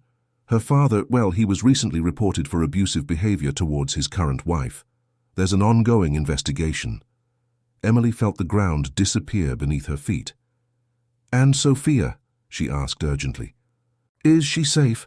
"For now, she's been placed in a temporary home while the investigation continues," Dr. Brown explained. "But I'm here because in cases like this, we always try to reunite with biological parents first, if possible. I've reviewed your case, Emily. I saw what happened years ago, and I've also seen your transformation since then." Emily could hardly believe what she was hearing. "Are you saying that I could see my daughter again?" she asked, her voice breaking. "More than see," Dr. Brown said. "If things go well, if Sophia is comfortable, you could regain custody. It wouldn't be immediate, of course. It would be a process. But it would be possible." Emily had to sit down, her legs no longer supporting her. Does she know about me?" she asked. "Does she remember?" "She knows she has a biological mother," Dr. Brown said carefully. "Her father told her, though not in a positive way, but she's at an age where she asks a lot of questions. She wants to know about you." Tears were falling freely now. Her daughter wanted to know about her, wanted to meet her. "What do I need to do?" Emily asked. "First, supervised meetings," Dr. Brown explained. "See how you two get along. Sophia is 8 years old now. She has a say in this process. If she feels comfortable with you, if you can build a relationship, we can move to the next step." Emily nodded, processing everything. "But I need to warn you," Dr. Brown continued. "This will be difficult.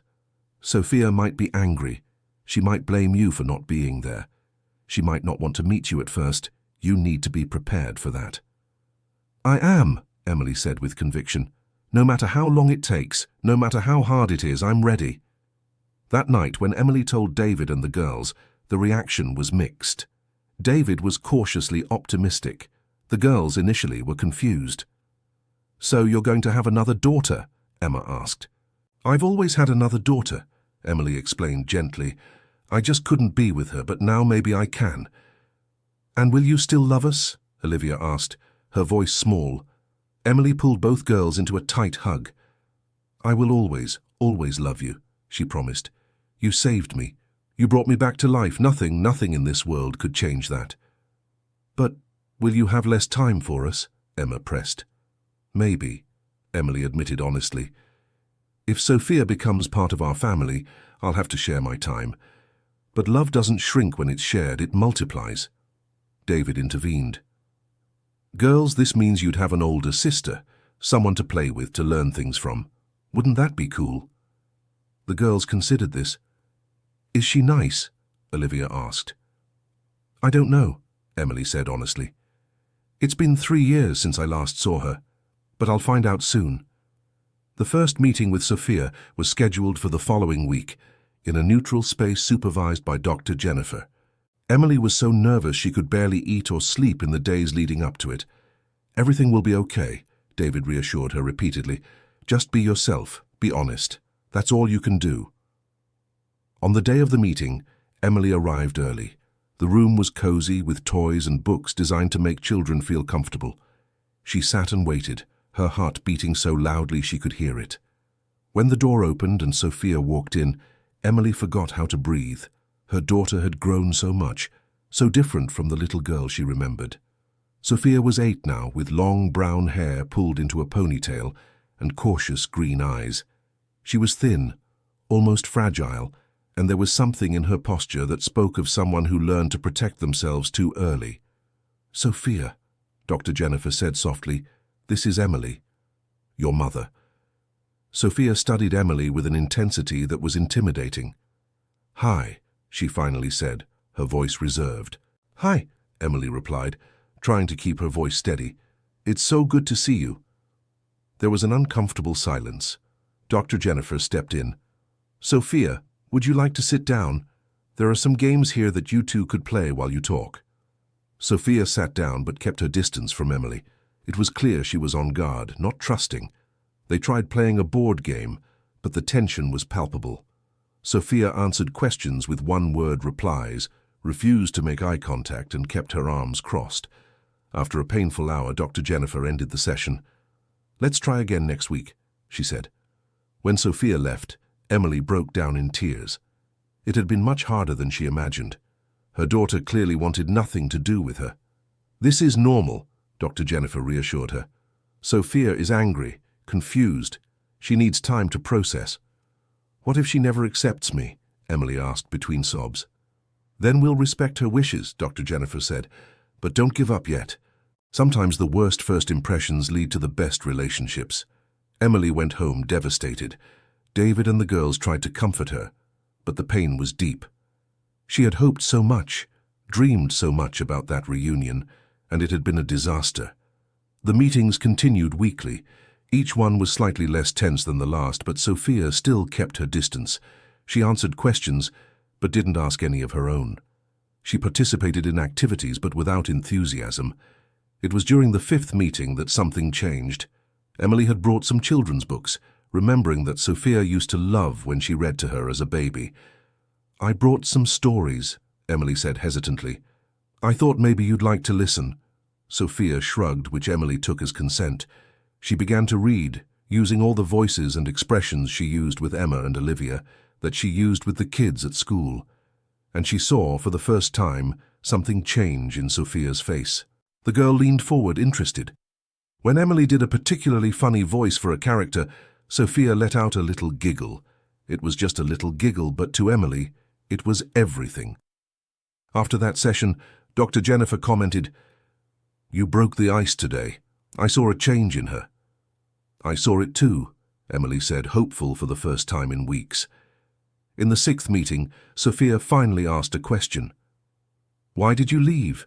she asked, her voice small but clear. Emily took a deep breath. Honesty, she thought. "I didn't want to leave," she began. "Your father, he made me believe I wasn't good enough to be your mother. He made me believe I was sick, that I was dangerous. And when I went to ask for help, he used that against me. He took me away from you." "Were you sick?" Sophia asked. "I was," Emily admitted. "But I'm better now. Much better." "Daddy says you're mean," Sophia said, but there was doubt in her voice, as if she wasn't sure she believed it.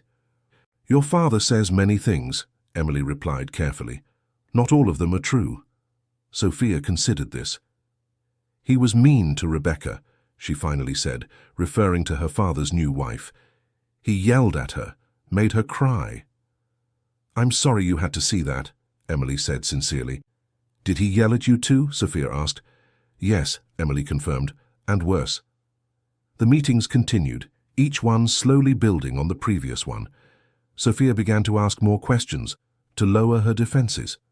She started sharing things about her life, about school, about her friends, and then, at the 10th meeting, something unexpected happened. Sophia brought a drawing she had made. "It's for you," she said, pushing the paper across the table. Emily took the drawing with trembling hands. It was a simple picture. 2 figures holding hands, one big, one small. Underneath, It was written in childlike letters. Mom and me. Emily couldn't hold back her tears. "It's beautiful," she whispered. "Thank you." Sophia looked at her own feet, but there was a small smile on her face. After 3 months of weekly meetings, Dr. Jennifer made a proposal. "Sophia," she said, "how would you feel about meeting your mum's new family? The 2 girls she takes care of?" Sophia was quiet for a moment. "Are they nice?" she asked. "They're very nice," Emily assured her, "and they can't wait to meet you." A meeting was arranged at a neutral park. David brought Emma and Olivia, while Dr. Jennifer brought Sophia. Emily was in the middle, nervous about how the meeting would go. At first, it was awkward. The 3 girls studied each other with that natural caution of children. But then Emma, always the boldest, took the initiative. "Do you want to play?" she asked Sophia. "We're having a contest to see who can go highest on the swings." Sophia hesitated, then nodded, and suddenly all 3 were running to the swings, shouting and laughing.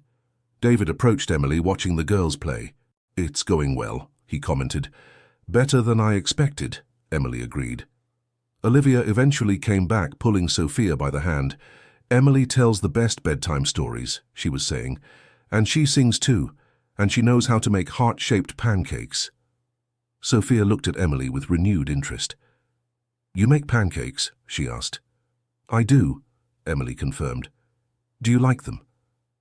"They're my favorite," Sophia admitted. "Then I'll have to make them for you someday," Emily said. The meeting was considered a success. Sophia clearly connected with Emma and Olivia in a way that was easier than connecting directly with Emily. But it was a start. More meetings were arranged, each one including everyone. Sophia began to open up more, to laugh more, to be a child again, instead of constantly being on the defensive. It was during one of these meetings that Sophia finally asked, Could I come to your house sometime?" Emily looked at Dr. Jennifer, who nodded subtly. "I would love that," Emily said. "How about next weekend? You can spend the day with us." And so it was. Sophia came to spend a Saturday at the apartment. It was tight with 5 people, but it worked. David made lunch. The girls played together. Emily made the famous heart-shaped pancakes. Seeing Sophia interact with Emma and Olivia, seeing the sisterhood begin to blossom between them, filled Emily with a joy she didn't know was possible to feel. At the end of the day, when it was time for Sophia to go back, she hugged Emily for the first time. "Can I come again?" she asked. "Whenever you want," Emily promised. The visits became regular, weekends, sometimes weekdays. Sophia started calling the apartment Mom's house instead of Emily's house.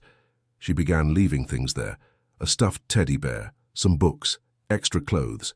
And then, 6 months after that first painful meeting, Dr. Jennifer made the official proposal. "Emily," she said in a private meeting, "the case against Sophia's father is progressing. It's clear he won't get custody back. Sophia needs a permanent home, and she's clearly expressed she wants to be with you." Emily could hardly believe it. "Are you saying—" "I'm saying we can begin procedures to transfer full custody to you," Dr. Jennifer confirmed. "If that's what you want." "It is," Emily said without hesitation. "It's all I've ever wanted."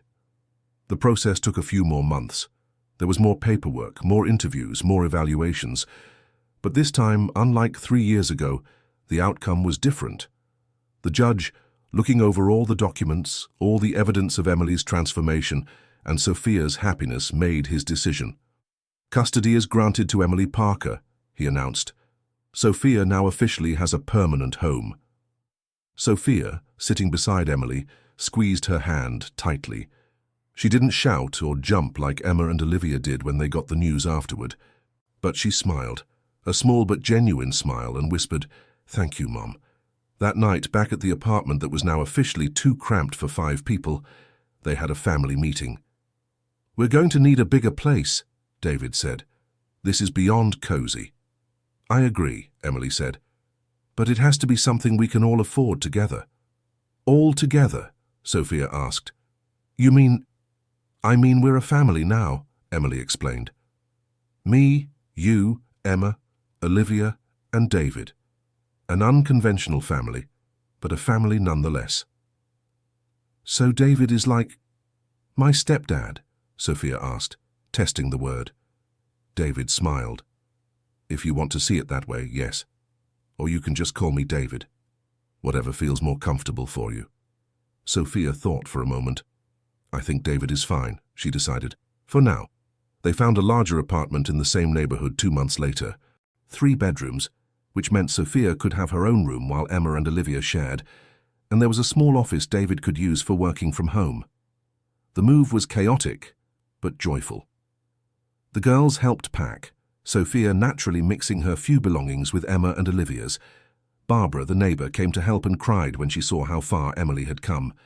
Remember when you first got here, she said, broken, hopeless, and look at you now, 3 daughters, a job you love, a real family.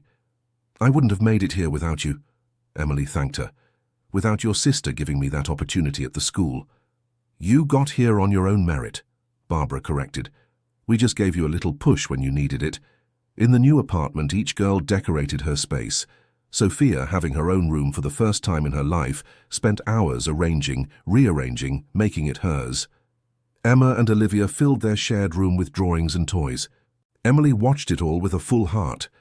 She thought of that woman sitting at a train station almost 2 years ago, shoeless and hopeless. That woman couldn't have imagined this, couldn't have dreamed her life would transform so completely. Life went on, and like all life, it had its ups and downs. Sophia sometimes struggled with difficult memories, with anger toward the father who had hurt her. There were therapy sessions, difficult conversations, moments of frustration, but always she had a family to support her. Emma and Olivia sometimes felt jealous, thinking they had to share Emily's attention.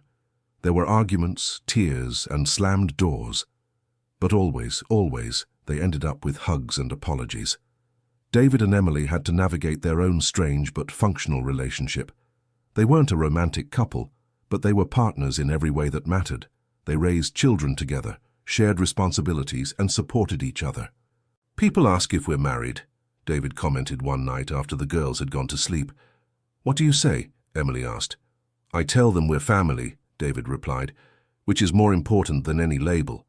Emily agreed. They had built something unique, something that didn't fit into traditional categories, but it worked. For them, for the girls, it worked. It was on an ordinary fall day, a year after Sophia had come to live with them, that Emily had an important realization. She was at school, working with her class of 5-year-olds. A small, newly arrived and shy girl was struggling to adjust. Emily crouched down beside her. It's okay to feel lost at first, she said gently. It's okay to be scared, but I promise it will get easier. You will find your place here. The girl looked at her with big, tear-filled eyes. How do you know? She asked. Because I felt lost too, Emily answered honestly. Very lost. But I found my way back, and you will too, I promise. In that moment, Emily realized how far she had come. She wasn't just surviving anymore, she was thriving. She was using her pain, her experiences, to help other people, to be a better teacher, a better mother, a better person. That evening, at home, she gathered the whole family in the living room. I wanted to say something to all of you, she began. 3 pairs of curious eyes and 1 pair of understanding eyes looked at her. 2 years ago, I was sitting in a train station with nothing. No home, no food, no hope. I was ready to give up on everything. And then 2 girls came up to me and said the words that changed my life. You don't have a home, and we don't have a mother. Emma and Olivia smiled, remembering. In that moment, Emily continued, you gave me something I had lost. You gave me purpose. You gave me a reason to keep going. And ever since then, every day has been a gift. You saved us, Emma said. No, Emily corrected. We saved each other. This family, this strange and wonderful family we built, saved all of us. David, you gave me confidence when I had none. Emma and Olivia, you showed me that I was still capable of loving and being loved. And Sophia, you gave me the chance to be the mother I always wanted to be. Sophia wiped away a tear that was rolling down her cheek. Do you think we'll still be together when we grow up? She asked, her voice filled with a worry that only children who have already lost so much can have. Always, Emily promised. No matter where life takes us, we will always be family. That's forever. Forever, the three girls repeated in unison. David watched the scene with moist eyes. He had been saved too, he realized. That woman his daughters had found in a cold train station hadn't just brought love to the girls. She had brought peace to him too. For the first time since he lost his wife, he didn't feel like he was carrying the world alone. The following months were a time of continuous growth. Sophia adapted completely to life with the family. She made friends at her new school, joined the volleyball team, and started smiling more easily. The nightmares about her father gradually decreased. Emma and Olivia, now 6 years old, were thriving too. They saw Sophia as a hero, always wanting to play with her, always asking for her opinion. And Sophia, who had never been an older sister before, took on the role with surprising seriousness. One afternoon, Emily came home from work and found the three girls in the living room, whispering among themselves with conspiratorial expressions. "What's going on here?" she asked, amused. "Nothing," the three replied in unison, trying to look innocent and failing miserably. "Right," Emily said, clearly not believing them. "Where's David?" "He went out to buy some things," Sophia answered. "He said he'll be back soon." Emily went to the kitchen to prepare dinner, but she couldn't stop hearing the giggles coming from the living room. Clearly, something was being planned. David returned shortly after, carrying bags that he quickly hid in the bedroom. He also had that expression of someone who was up to something. "What are you all up to?" Emily asked when he entered the kitchen. "Nothing," David replied with the same innocent tone the girls had used. "Why do you think we're up to something?" "Because I know all of you," Emily said, but she was smiling. Whatever it was, it clearly wasn't anything bad. Dinner was lively, with the girls barely able to contain their excitement. After eating, Sophia announced, "We have a surprise for you." "A surprise?" Emily repeated. "What for?" "Because you deserve it," Olivia said simply. The three girls disappeared into the bedroom and came back carrying things. Emma had a large album. Olivia brought a wrapped box. Sophia was holding something behind her back. "Sit, sit," Emma insisted, pushing Emily onto the sofa. Emily sat down, curious and touched. David sat beside her, clearly part of the conspiracy. "First," Sophia began, her voice serious, "we wanted to thank you for everything you've done for us." "You don't need to thank me," Emily started, but Emma interrupted her. "Let us talk," she said. "It's important." Sophia continued, "You gave us a family, a safe place, love, and we wanted to give something back." She brought out what she was hiding behind her back, a large drawing clearly made by the three girls together. It was a picture of the whole family, David, Emily, Sophia, Emma and Olivia, all holding hands in front of a house. At the top it said in colorful letters, "Our family forever." Emily felt tears starting to fall. "It's beautiful," she whispered. "There's more," Olivia said, handing her the wrapped box. Emily opened it carefully. Inside was a personalized mug with pictures of all of them together, at the park, at home, at school, and written around it, "Best Mom in the World." "You made this?" Emily asked, moved. "David helped," Emma admitted, "but we chose the pictures."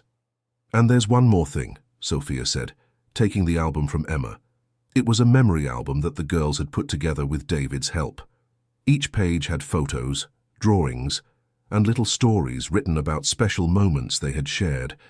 There was the first picture of all of them together at the park, a photo of Emily reading to the girls, pictures of birthdays, outings, everyday moments that together formed the tapestry of their lives. On the last page, there was something different, a letter written in 3 different handwritings, each girl contributing a part. "Dear Emily," it began, "you found us when we were lost, and we found you when you were lost. Daddy says that's called destiny. We think it's more than that. It's love. Emma, you taught us that family isn't just who you're born with, but who chooses to stay. You chose to stay, even when it was hard. That means everything. Olivia, I spent a long time angry, thinking I had been abandoned. But you showed me that sometimes people don't leave because they want to. Sometimes they are taken away. And what matters is that, when they get the chance to come back, they do. You came back to me, Mom, and I will never forget that." Sophia Emily couldn't stop crying. She hugged all three girls at once, holding them as if she'd never let go. "I love you," she sobbed, "more than words can say." "We love you too," the girls replied in unison. David watched the scene with a touched smile. That family had started in such an unlikely, strange way, but it had become something beautiful, something real. The seasons changed again. Winter gave way to spring, and with spring came new developments. Mrs. Thompson, the principal of the school where Emily worked, called her in for a talk one day. "Emily," she began, "you have been an exceptional teacher. The children adore you. The parents trust you. You've transformed our kindergarten class." "Thank you," Emily said, feeling the praise warm her heart. "And because of that," Mrs. Thompson continued, "I'd like to offer you the position of educational coordinator. It would mean more responsibility, better pay, and you'd help train other teachers." Emily was shocked. I don't know what to say." "Say yes," Mrs. Thompson smiled. "You deserve this, Emily. You've worked hard, overcome so much. It's time to move up a step." Emily accepted, of course. The promotion meant more financial stability, which was important now with three girls at home. But more than that, it meant recognition. It meant she had truly rebuilt her life, her career. David also had news. The company he worked for opened a senior manager position, and he was promoted. The pay raise, combined with Emily's promotion, meant they were finally financially comfortable. "We could think about buying a house," David suggested one evening. "Something truly our own, with a yard for the girls to play in." "A house," Emily repeated, the concept almost fantastical. 2 years ago, she didn't even have a place to sleep. Now they were talking about buying a house. "What do you think?" David asked. "I think it would be wonderful," Emily replied. They started looking on weekends, taking the girls along, watching the three children running through empty houses, imagining where their rooms would be, planning where the Christmas tree would go, was a joy Emily never imagined she'd experience. They found the perfect house after 2 months of searching. It was a simple 3-bedroom house in a quiet neighborhood, with a small backyard and a large tree out front. It needed some repairs, but had potential. "This is the one," Sophia announced as they entered. "I feel it's the one." "I feel it too," Emma agreed. "Me too," Olivia echoed. David and Emily looked at each other and smiled. If all the girls agreed, then this was indeed the one. The buying process was long and sometimes frustrating, but they eventually succeeded. The day they signed the papers and received the keys, Emily had to stop for a moment and just absorb the reality. She had a house, a real house, with her name on the documents, a place that was hers, that nobody could take away. Moving into the new house was a celebration. Barbara came to help, as did Emily and David's co-workers, parents of the girls' friends. It was a whole community helping, showing how far Emily had come in creating real connections. The girls decorated their rooms with enthusiasm. Sophia hung posters of her favorite athletes. Emma and Olivia filled their shared room with books and toys. The house gradually transformed into a home. It was during a warm summer afternoon, months after they moved in, that something unexpected happened. Emily was in the backyard watching the girls play when the phone rang. It was an unknown number. "Hello?" she answered. "Emily Parker." A female voice asked. "Yes, my name is Jessica. I'm the current wife of Sophia's father. Rebecca, who was with him before, is my sister." Emily Parker tensed up. What did this woman want? "What can I do for you?" she asked cautiously. "I just wanted to call and say thank you," Jessica said, her voice emotional, "for taking care of Sophia, for giving her the home she deserves. My sister told me everything he did to you two, to her, to you, and I wanted you to know that Sophia is exactly where she should be." Emily Parker felt a lump in her throat. "Thank you for saying that." "And I wanted you to know too," Jessica continued, "that he won't bother you anymore. The case is closed. He was deemed unfit for custody. Sophia is safe with you forever." After hanging up, Emily Parker sat for a long moment processing. It was officially over. Sophia's father could no longer threaten them, could no longer try to take the girl from her. Sophia was safe. She called Sophia inside and told her about the call. "It's over," she said. "You don't have to worry about your father trying to take you back anymore." Sophia absorbed the information, then asked, "Are you happy?" "Very," Emily Parker replied. "But the most important thing is, are you happy?" Sophia thought for a moment. "Yes," she finally said. "I'm happy here. With you, with David, with Emma and Olivia. This is my real family now." "And it always will be," Emily Parker promised. The years passed. Sophia grew up and became a confident, strong teenager. She never forgot where she came from, but she didn't let the past define her either. Emma and Olivia grew up too, each developing their own unique personalities while maintaining their special twin bond. Emily Parker thrived in her career. She became one of the most respected educational coordinators in the region, known for her compassion and deep understanding of children's needs. She used her own story, her own overcoming, to help other teachers understand children from difficult situations. David continued climbing the corporate ladder, eventually becoming a director. But he never let work interfere with family. The lessons he learned in the difficult years after his wife's loss were never forgotten. The family created traditions. Every year on the day Emily Parker and the twins met at the station, they held a special celebration, not celebrating the suffering each had endured, but celebrating the fact they had found each other, that they had built something beautiful together. It was during one of these celebrations, 5 years after that first meeting, that something important happened. The girls, now older and bolder, had a request.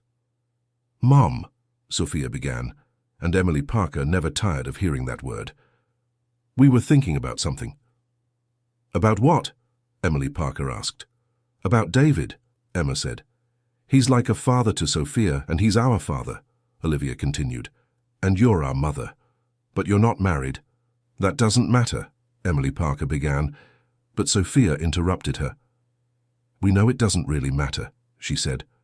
"But we were thinking it would be nice to make it official, not for a piece of paper, but as a symbol, that we're all a family forever." David, who had been listening from the kitchen, entered the room. "The girls came to talk to me about this earlier," he admitted, "and I said it would depend on you. We never talked about it, about marriage. It was always just partnership." Emily Parker looked at the 4 people in the room, her family, her entire world. "It doesn't have to be a big wedding," she said slowly. "It doesn't have to be traditional, but if it's something you all want, that would make you happy, then yes. Let's do it." The girls screamed with joy. David smiled, that gentle smile Emily Parker had learned to love over the years. "So let's plan a wedding," he said, and they planned it. Nothing extravagant, just something simple and meaningful. They invited the people who mattered, Barbara and her family, co-workers, the girls' friends, people who had been part of their journey. The wedding was held in the backyard, under the big tree. It was a perfect spring day with flowers blooming and birds singing. Sophia was the maid of honor, Emma and Olivia the bridesmaids. They wore simple but beautiful dresses, chosen together during a special shopping afternoon. When Emily Parker came down the stairs and walked along the small path the girls had decorated with flowers, she looked at all the smiling faces. Barbara was crying with joy. Mrs. Thompson waved proudly. The girls' friends' parents smiled, and at the end of the path was David Miller, with his 3 daughters by his side waiting for her. They exchanged simple vows.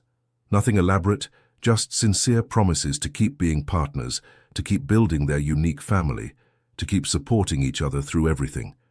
"I promise," Emily Parker said, her hands in David's, "to keep being the best mother I can be for our daughters. I promise to keep being your partner in everything.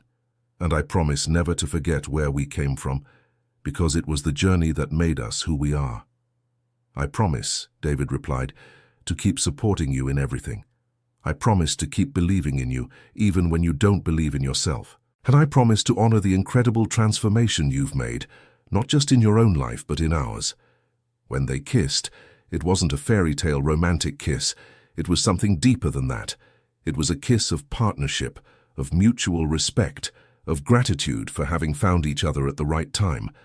The girls hugged them as soon as the kiss ended, creating a family circle nothing could break. The celebration afterward was joyful and relaxed. There was simple but delicious food, music, laughter. The girls danced with David, then with Emily Parker, then all together. Barbara approached Emily Parker in a quiet moment. "Do you remember when you arrived here?" she asked. "Broken, scared, not believing you deserved anything good?" "I remember," Emily Parker said. "It feels like a whole lifetime ago." "Look at you now," Barbara said, her eyes shining. "Married, 3 beautiful daughters, a thriving career. You're an inspiration, Emily Parker. To all of us." "I just did what I had to do," Emily Parker said humbly. "I kept taking one step forward even when I wanted to give up." "And that's exactly what makes you inspiring," Barbara retorted. Later that night, when everyone had left and the girls were finally asleep, after all the excitement, Emily Parker and David sat in the backyard under the stars. "Do you think we would get here?" Emily Parker asked. "That day at the station?" David thought for a moment. "Honestly, no, I was so lost that day, so desperate. I couldn't see beyond the next hour, the next task. The idea of having a complete family again, of being happy, it seemed impossible." "I thought it was impossible too," Emily Parker admitted. "When your daughters approached me and said those words, I thought it was just another painful reminder of what I had lost. I didn't imagine it was the beginning of something new." "Sometimes," David said slowly, "the best things come from the worst moments. If I hadn't been at my worst, desperate enough to trust a stranger with my daughters, we would never have found you. And if I hadn't been at my worst," Emily Parker continued, "with nothing to lose, I would never have accepted your offer. I would never have allowed myself to try again." They were silent for a moment, just appreciating the peace of the night, the security of their now stable lives. "Do you still think about her?" David asked gently. "About your first daughter?"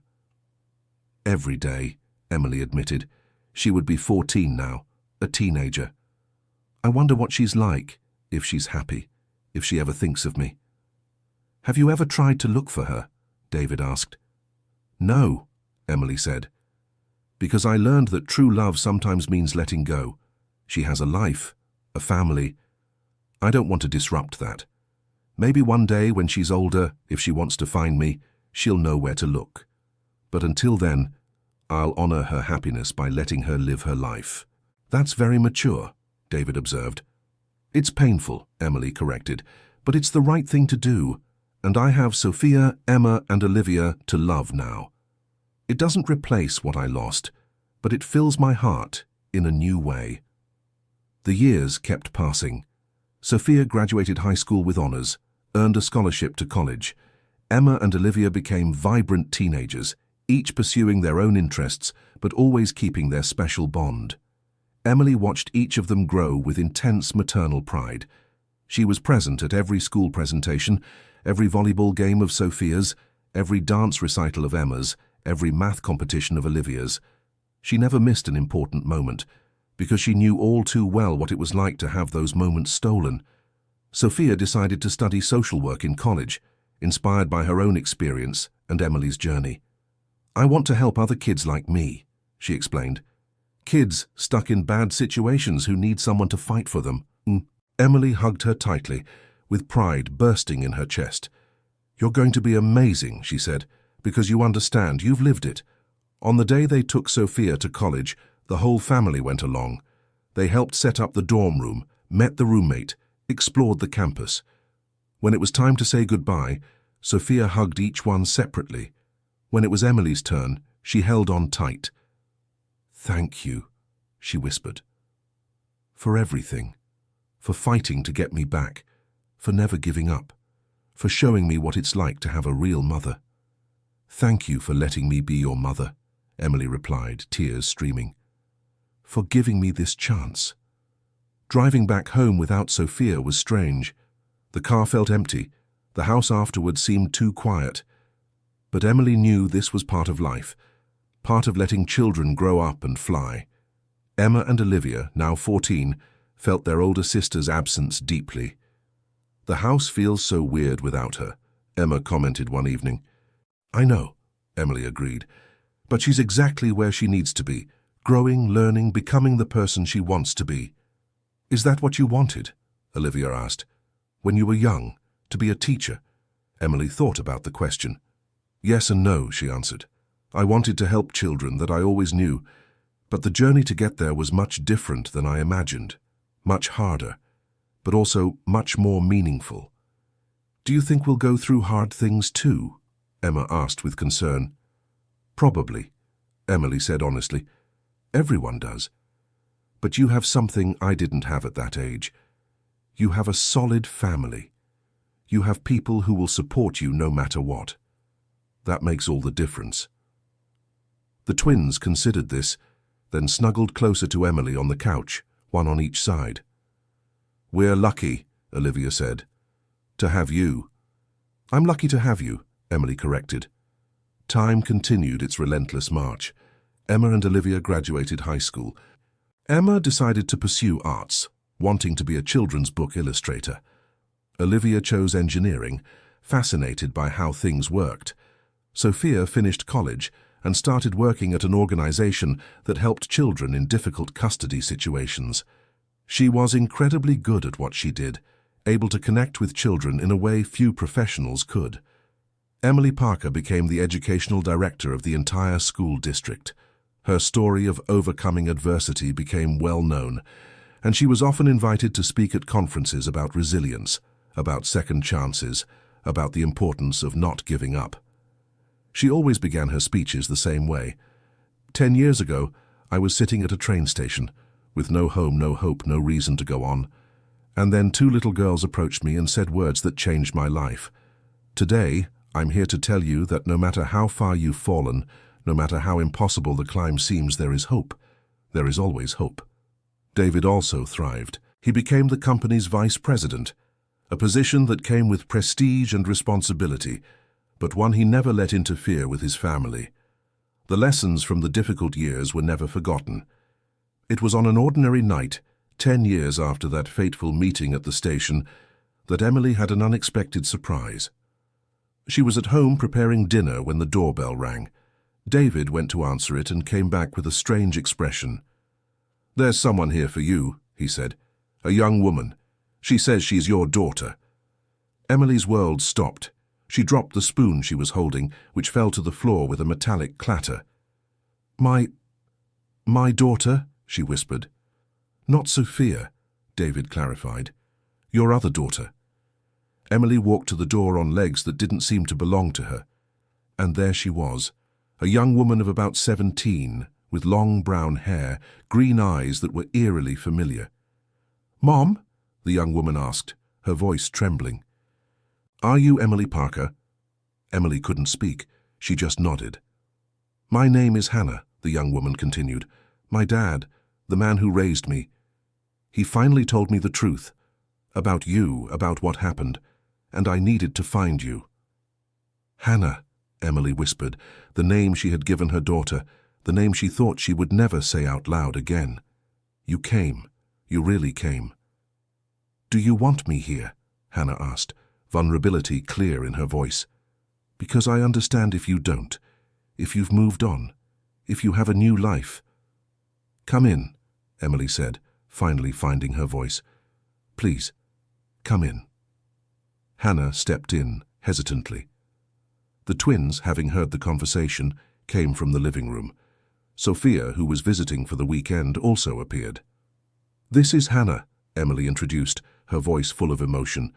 My first daughter." There was a moment of silence as everyone processed this. Then Sophia, always the most emotionally intelligent, stepped forward. "So it's nice to meet you," she said. "I'm Sophia, and these are Emma and Olivia. We're your sisters, apparently." Hannah looked at the 3 girls, at David, at the cozy home. "You built a family," she observed. "A beautiful family." "Yes," Emily confirmed, "but there was always an empty space for you. I've always loved you, Hannah. I never stopped. I never forgot." "Dad?" "He told me," Hannah said. about how he manipulated everything, about how he took you away from me. He's sorry now, older, realizing the mistakes he made, and he thought I deserved to know the truth, deserved the chance to meet you.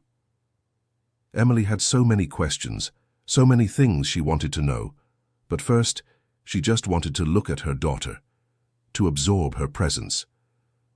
"Would you like to stay for dinner?" she asked. "Can we talk?" "I'd like that very much," Hannah replied. Dinner was surreal. Hannah talked about her life, about school, about her dreams of becoming a doctor. The other girls shared their own stories. David facilitated the conversation with his usual kindness. After dinner, Emily and Hannah sat alone in the backyard. "Are you angry with me?" Emily asked, the question that had haunted her. "For not fighting harder, for losing you?" Hannah thought carefully before answering. "I did," she admitted. "For a long time I was angry. I felt like I had been abandoned. But now, knowing the truth, seeing you, seeing the family you built, I understand that sometimes things are more complicated than they seem. I fought," Emily said, tears streaming. "I fought with everything I had. But it wasn't enough, and it broke me in ways that took years to heal." "But you did heal," Hannah observed. "Look at you, at your life. You took all that pain and turned it into something beautiful." "I still think about you every day," Emily confessed. "I still wonder about every birthday I missed, every milestone I didn't witness." "I know," Hannah said, "and there's much we lost. But maybe it's not too late to build something new. I can't get back the years we lost, but I can get to know you now, if you want." "I want," Emily said without hesitation, "more than anything." Hannah started visiting regularly. At first it was awkward, everyone navigating the new dynamic, but gradually she fit into the family. Not perfectly, not without rough edges, but genuinely. Sophia, Emma, and Olivia accepted her as a sister. There was jealousy sometimes, yes, moments of tension as everyone adjusted, but they always came back to the fundamental. They were family. Hannah graduated high school and got accepted into a prestigious medical school. Emily was there at graduation, crying with pride for a daughter she barely knew but loved deeply. The years transformed that initial meeting into a real relationship. Emily and Hannah never recovered the lost time, but built something new. Something based on choice and adult understanding, instead of obligation. It was on a fall day, 15 years after that meeting at the station, that Emily had a moment of profound clarity. She was in the house's garden, watching all 4 of her daughters together. Hannah, now a third-year medical student. Sophia, working as a social worker, making a real difference in children's lives. Emma, with a growing portfolio as an illustrator. Olivia, studying engineering and already working on impressive projects. All laughing, talking, simply being sisters, despite their different journeys to becoming part of the family. David approached and put his arm around her. "What are you thinking about?" he asked. "I'm thinking," Emily said slowly, "about how strange life is. About how the worst moments can lead to the best outcomes. About how that day at the station, which felt like the end of everything, was actually the beginning." "Do you think everything happened for a reason?" David asked. "I don't know," Emily answered honestly. "I don't know if I believe in destiny or greater reasons, but I know I'm grateful. Grateful I hit rock bottom, because it was only from rock bottom that I could climb up. And the climb, however painful it was, brought me here." "To a house full of daughters and love and noise," David said with a smile. "Exactly," Emily agreed. "And I wouldn't trade this for anything." Sophia approached them, a mischievous smile on her face. "Mom," she said, "we were talking, all of us, and we wanted to do something special." "Special how?" Emily asked, immediately suspicious. The other 3 girls approached too, forming a circle. "Well," Hannah began, "next month marks 15 years since you and the twins met at the station. And it also marks 10 years since you got me back," Sophia continued. "And 5 years since I found you," Hannah finished. "So we wanted to have a big celebration," Emma explained. Invite everyone who was part of the journey. Throw a big party to celebrate our crazy, wonderful family, Olivia concluded. Emily looked at the 4 young women before her, her daughters, each having come to her in different ways, but all equally loved. It would be perfect, she said, moved. And it was perfect. They rented a hall, invited dozens of people. Barbara was there, proud as a grandmother. Mrs. Thompson, now retired, came. Co-workers, the girls' friends, people who had touched their lives over the years. During the party, each of the daughters made a speech about what Emily meant to them. Sophia spoke about how Emily had given her the first real home she'd ever had. Emma about how Emily had never given up on being present.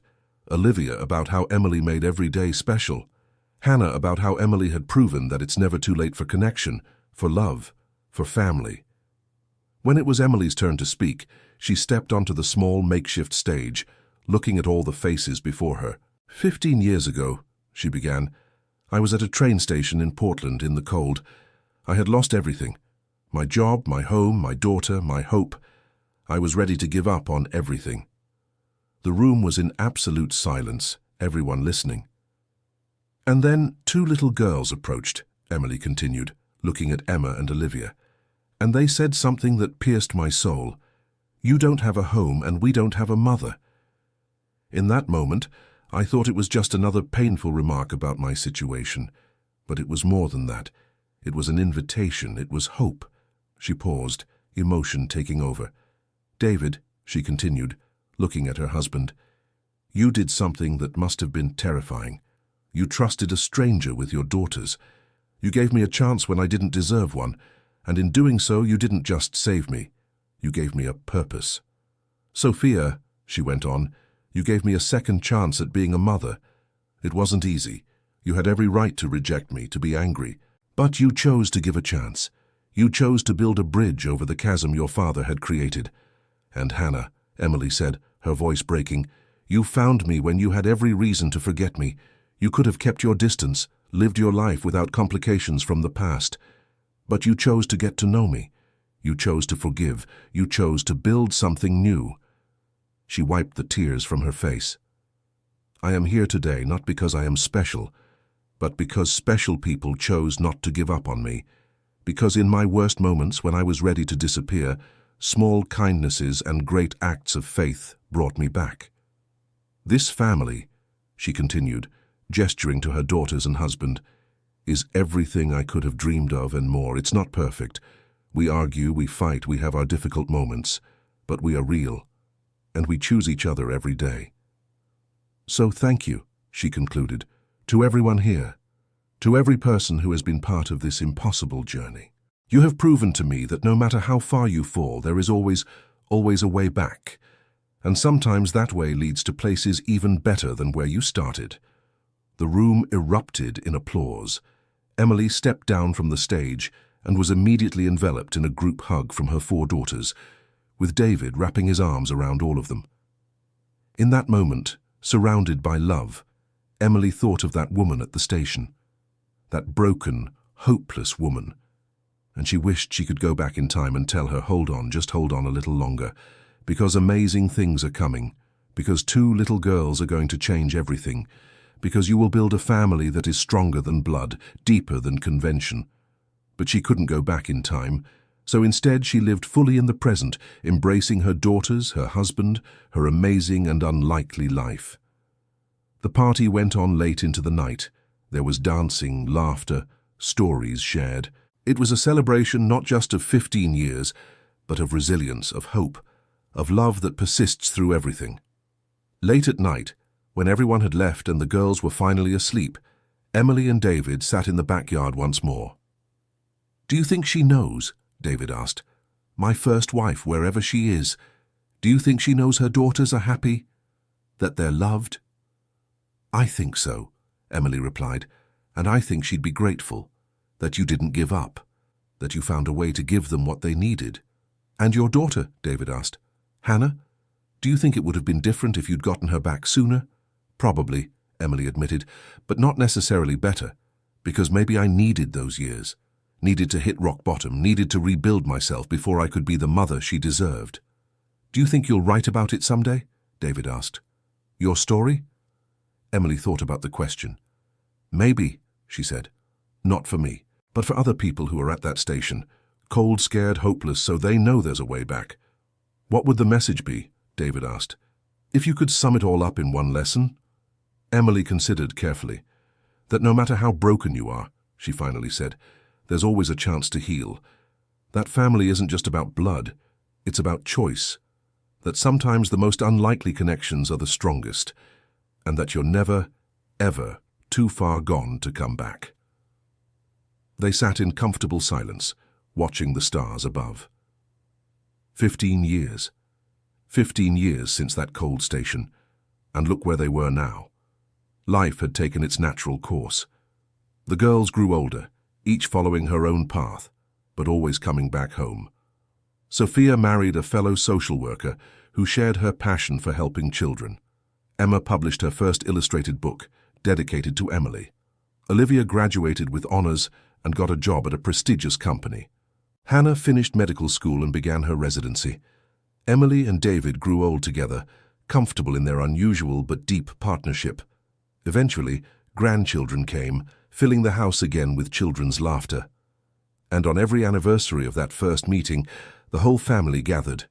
Now with sons-in-law, daughters-in-law, grandchildren, the story was told again to the new generation about a cold station, 2 brave girls, a lost woman, and a desperate father. The children listened with wide eyes, fascinated by their family's origin story, and Emily, now older but no less grateful, always ended the story the same way. And that's how our family began. Not in a traditional way, not in an easy way, but in a true way. And that's the most important lesson. Family is about presence, about choice, about staying even when it's hard. It's about seeing someone at their worst and choosing to believe in their best. Years later, when Emily published her memoirs, she dedicated the book simply to Emma and Olivia, who had the courage to approach a stranger at a cold station, to David, who had the courage to trust, to Sophia, who had the courage to forgive, to Hannah, who had the courage to return, and to everyone at the station now, there is hope. There is always hope. The book became a success, not because the story was extraordinary, but because it was human, because everyone knew someone who had fallen, who had struggled, who needed hope. Emily went on speaking tours, sharing her story, and always, she ended with the same words that had started it all. You don't have a home and we don't have a mother. Sometimes the solutions to our problems come disguised as children's observations. Sometimes what seems like the end is actually the beginning. And sometimes, just sometimes, the universe conspires to put exactly the right people in the right place at the right time. Our job is just to be brave enough to say yes. End of story. Now, tell us what you thought of this story. Do you think Emily made the right decision by accepting David's invitation that day at the station? Leave your honest opinion in the comments. Where are you following us from? We love getting to know our listeners. If this story touched your heart, don't forget to leave your like and, most importantly, subscribe to the channel so you don't miss other moving stories like this one.